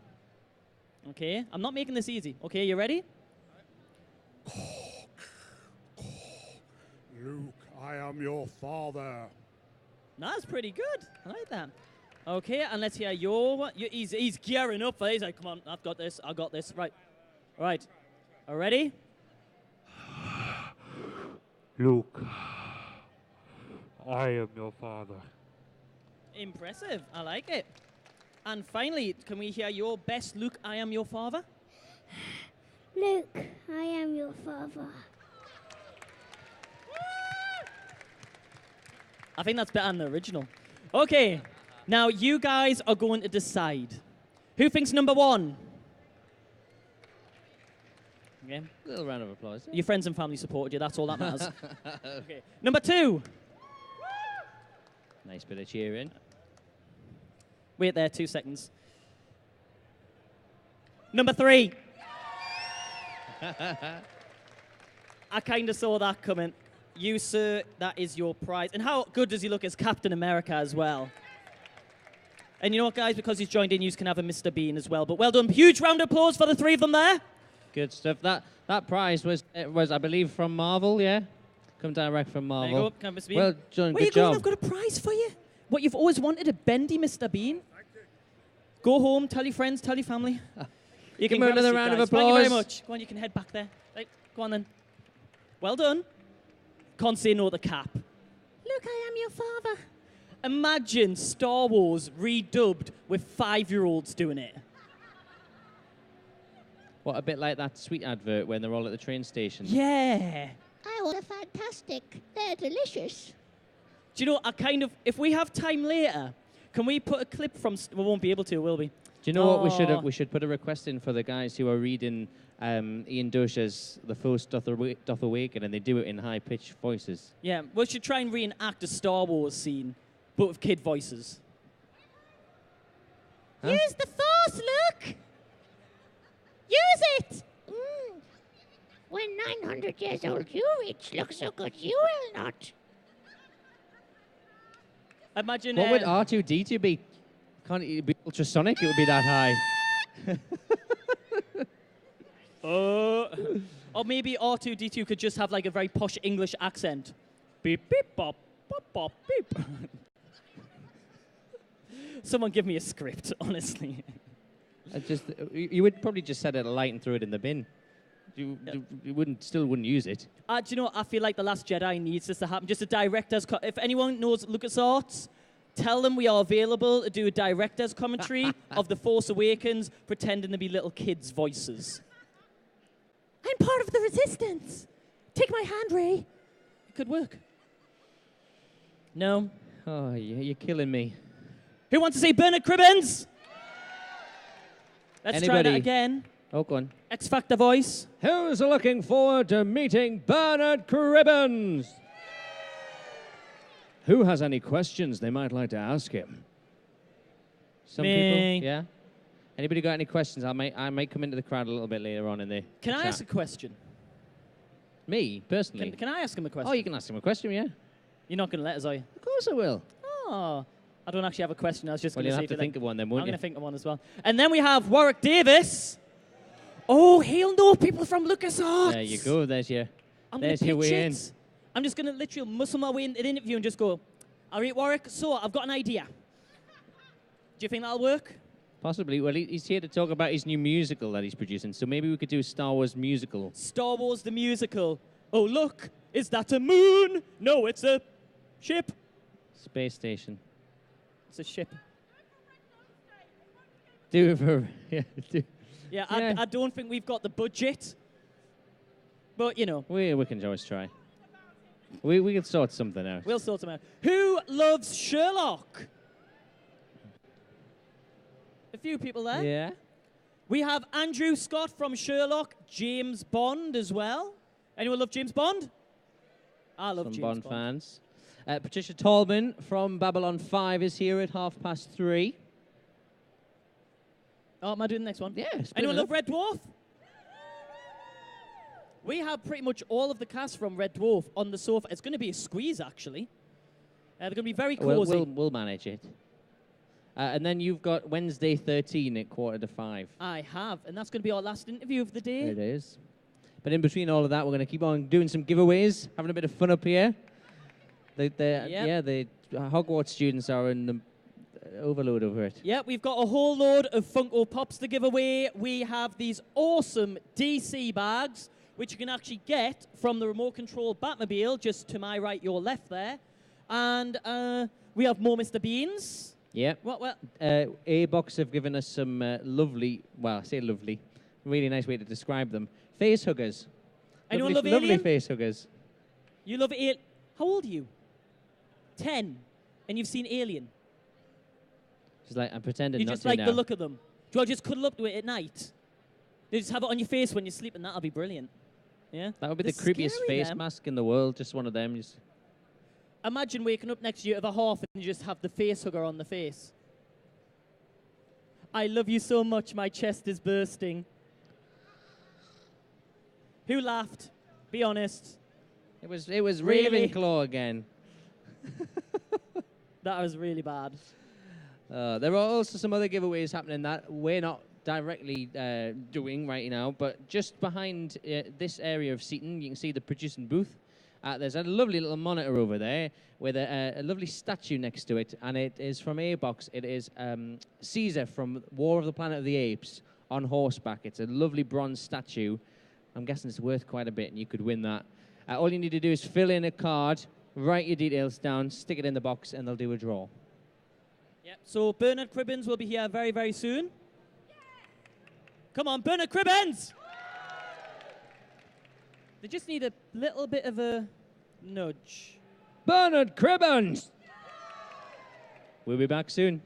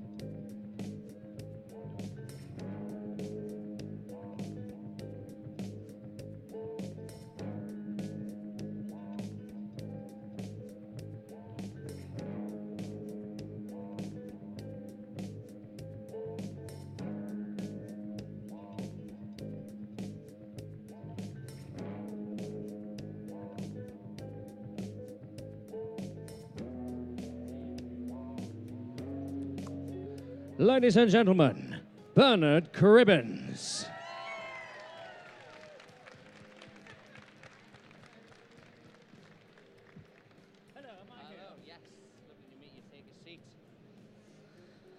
Hello, Mummy. Hello, Mummy. Can you hear him? Do we need a little bit more volume? Can't hear me. No. A little bit louder? A little bit quieter on me, a little bit louder on Bernard. Who's doing the volume? There you go. That's better. We can hear you now. She's very bossy over there.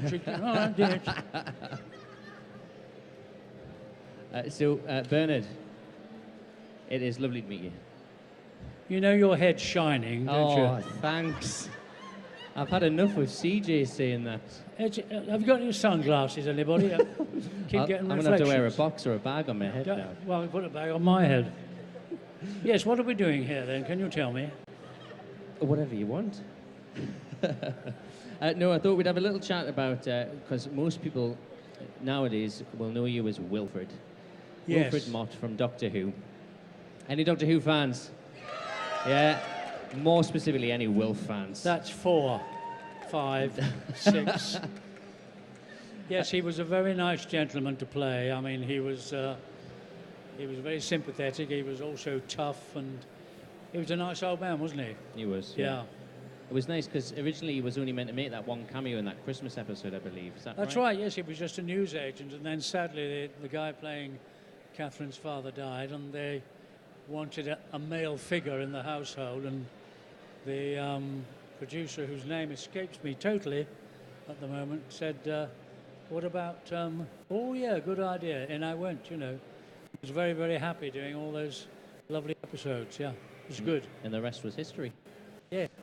So you know, you'd been in Doctor Who in the movie in 21, sorry, I've got the wrong date, 2150 AD. Yep. Invasion. So having done that film and then coming back into Doctor Who, how did that feel? Well, I mean, they were so different anyway, you know, totally different. Different Doctor, different situation, you know, same old Daleks. Mm-hmm. Yeah. I told a story this morning about Peter Cushing and I when we were doing that. Second or third day we were there, and we were captured and we were being marched up the ramp into the spaceship with the Dalek coming down. And the Dalek's coming down the ramp, and Peter and I are wandering up, acting our socks off, being frightened, whatever. And the Dalek had a line, and the guy inside was Australian, Bob Jewell, and he's trundling down, and he said, "You will not try to escape or you will be exterminated." And Peter and I practically wet ourselves and got shouted at by the director. But this broad Australian accent inside a Dalek? Yeah. Good day. So do you have a favourite scene that you did as Wilf? No, I don't think I do. I think the family scenes in those episodes were actually very nice. They were charming, and Jackie King, you know, playing Catherine's mum, she was terrific to work with. I quite like the family scenes, but I also like being on my own, looking up at the stars, all that stuff. You know, that was nice. I enjoyed the whole damn thing. I really did. It was a lovely job. If they asked me to go back and do it next week, I'd say yes. A bit slower, but I'd do it again. Well, you've done some voice work because you were the narrator of the Wombles. Was I? Yeah. God, he's got a good memory, this boy, isn't he? Would you be interested in doing the Big Finish audios then as Wilf? Bringing the big what, sorry? The Big Finish audio, the radio dramas of Doctor Who as Wilf. I think so, yes. I think Wilf could do an adventure. I mean, I like working. You know, I've worked since I was 14, and there's nothing I like better than doing my job. It's wonderful, and there's so much variety. You know, you play a murderer one week and a silly old the next week, you know. I mean, it's wonderful. Good stuff. So we know that Jodie Whittaker's taken over the Doctor in So I heard Christmas. today. I hadn't realised. I'd seen some of the publicity, but I hadn't realised it was solid. Yeah. I'm delighted. It would be quite interesting to see Wilf meet Jodie Whittaker's Doctor. It would I think. indeed, yeah. Hello, darling, he'd say, wouldn't he? Hello, darling, what's your name? Who? No, I'm asking the questions. You've got the dialogue already. It's a terrible script, this. Does anybody have any questions they'd love to ask Bernard? If so, please put your hands nice and high in the air, and I'll come run out. Come over here first, then I'll head over to you. Other than David Tennant, who else would you like to work with? Which other Doctor? I don't really know. That's a very strange question, isn't it? I don't know. I can't possibly answer it. I did actually go for an interview. I've just thought of this. When John Pertwee was leaving the doctorship, I went along to meet the producer and sat down and we had a chat. And he said, "Well, what can you do?" And I said, "Well, I've been an actor for a long time. I was in the parachute regiment. I can fight." He said, "Oh, no, he never fights, no." Anyway, I didn't get the job. Tom Baker got the job, and one of the first episodes he's knocking somebody out. So I was very cross. But yeah, I would love to have played the Doctor, I must say. That'd be absolutely great to have done that. Have that on your CV. I was very happy to be in it, but I'd like to be in charge. Hello. Hello. This is a bit of a strange question. Are you standing on a box? No. We'll get you one. I'm short. This just happens. I'm being rude. Go on. It's fine. Can you sing "Digging a Hole" for us, Can I sing it? please? Are you serious? Yes. There I was, digging this hole in the ground, so big and sort of round it was, and there was I, digging it deep. It was flat at the bottom, and the sides were steep. When along comes this bloke in a bowler, which he lifted and scratched his head. Whoa, he looks down the hole, pulled him into soul, and he said, "You're late. Don't dig it there, dig it elsewhere. You're digging it around and it ought to be square. Shape of it's wrong, it's much too long. You can't put a hole where a hole don't belong." I'm not going to sing anymore, it'll go on for hours. Let me tell you a silly story. Noel Coward was on Desert Island Discs many years ago with Roy Plumley, and he chose Hole in the Ground as one of the records. And at the end of the programme, Roy came out with the famous line, "If you could only choose one record, which would you choose?" He said, "I would choose Mr. Cribbins singing Hole in the Ground." And he said, "Why?" He said, "Because I could translate it into French as I walked up and down the beach." Wonderful. I never met him to say thank you, but I would love to have just had a chat with him about it. Yeah. You just made my day. You really Thank have. you very much. I'm Thank you. delighted. You can sit down now.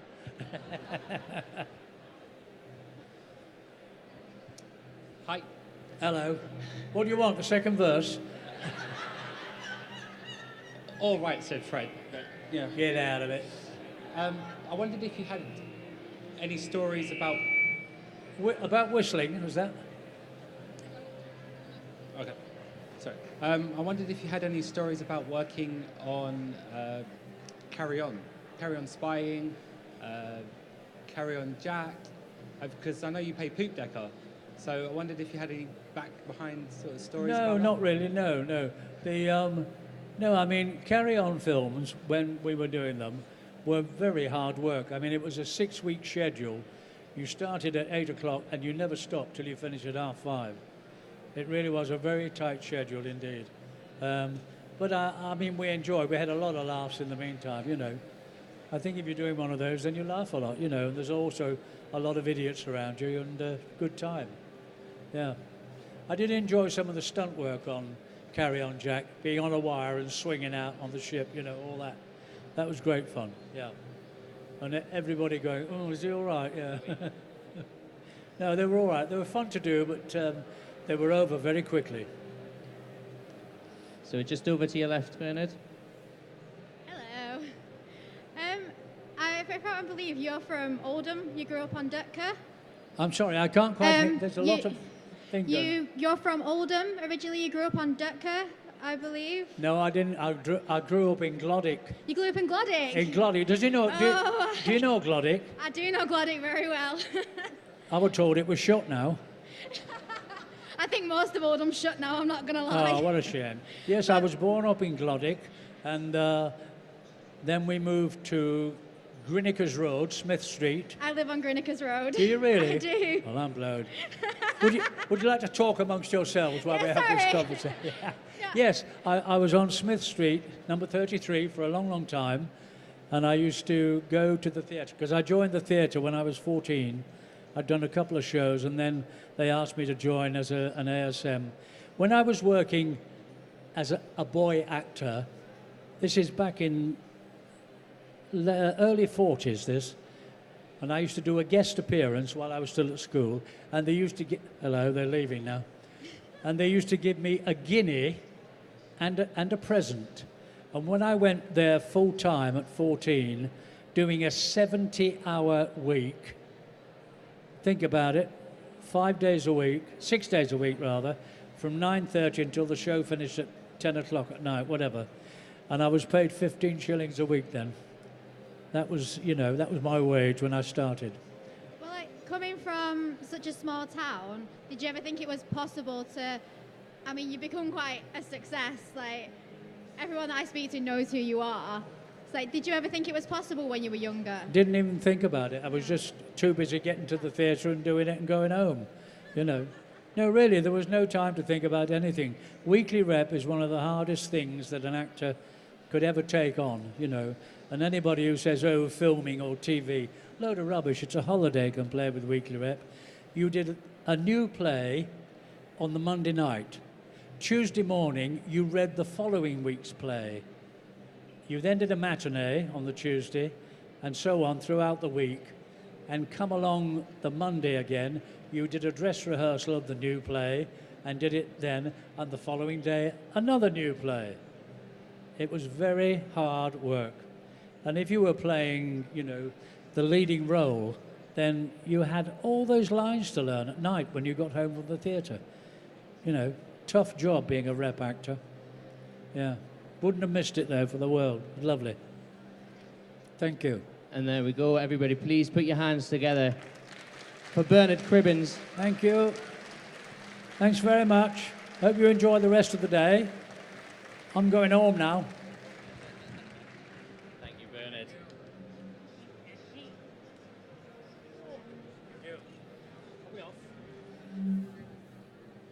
Once again, put your hands together for Bernard Cribbins! Awesome. Absolutely awesome. Don't go too far. We have got Team Eugenius on their way with Warwick Davis very soon indeed here at the MYM Buzz Stage live at MCM London.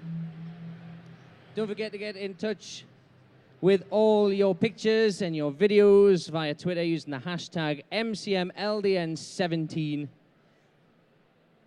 And we'll read them out with the voiceover man, the voice of social media. We've got loads more giveaways to do as well, so don't go anywhere. Like I say, Warwick Davis and Team Eugenius on the way in about 5 or 10 minutes' time. Don't go anywhere.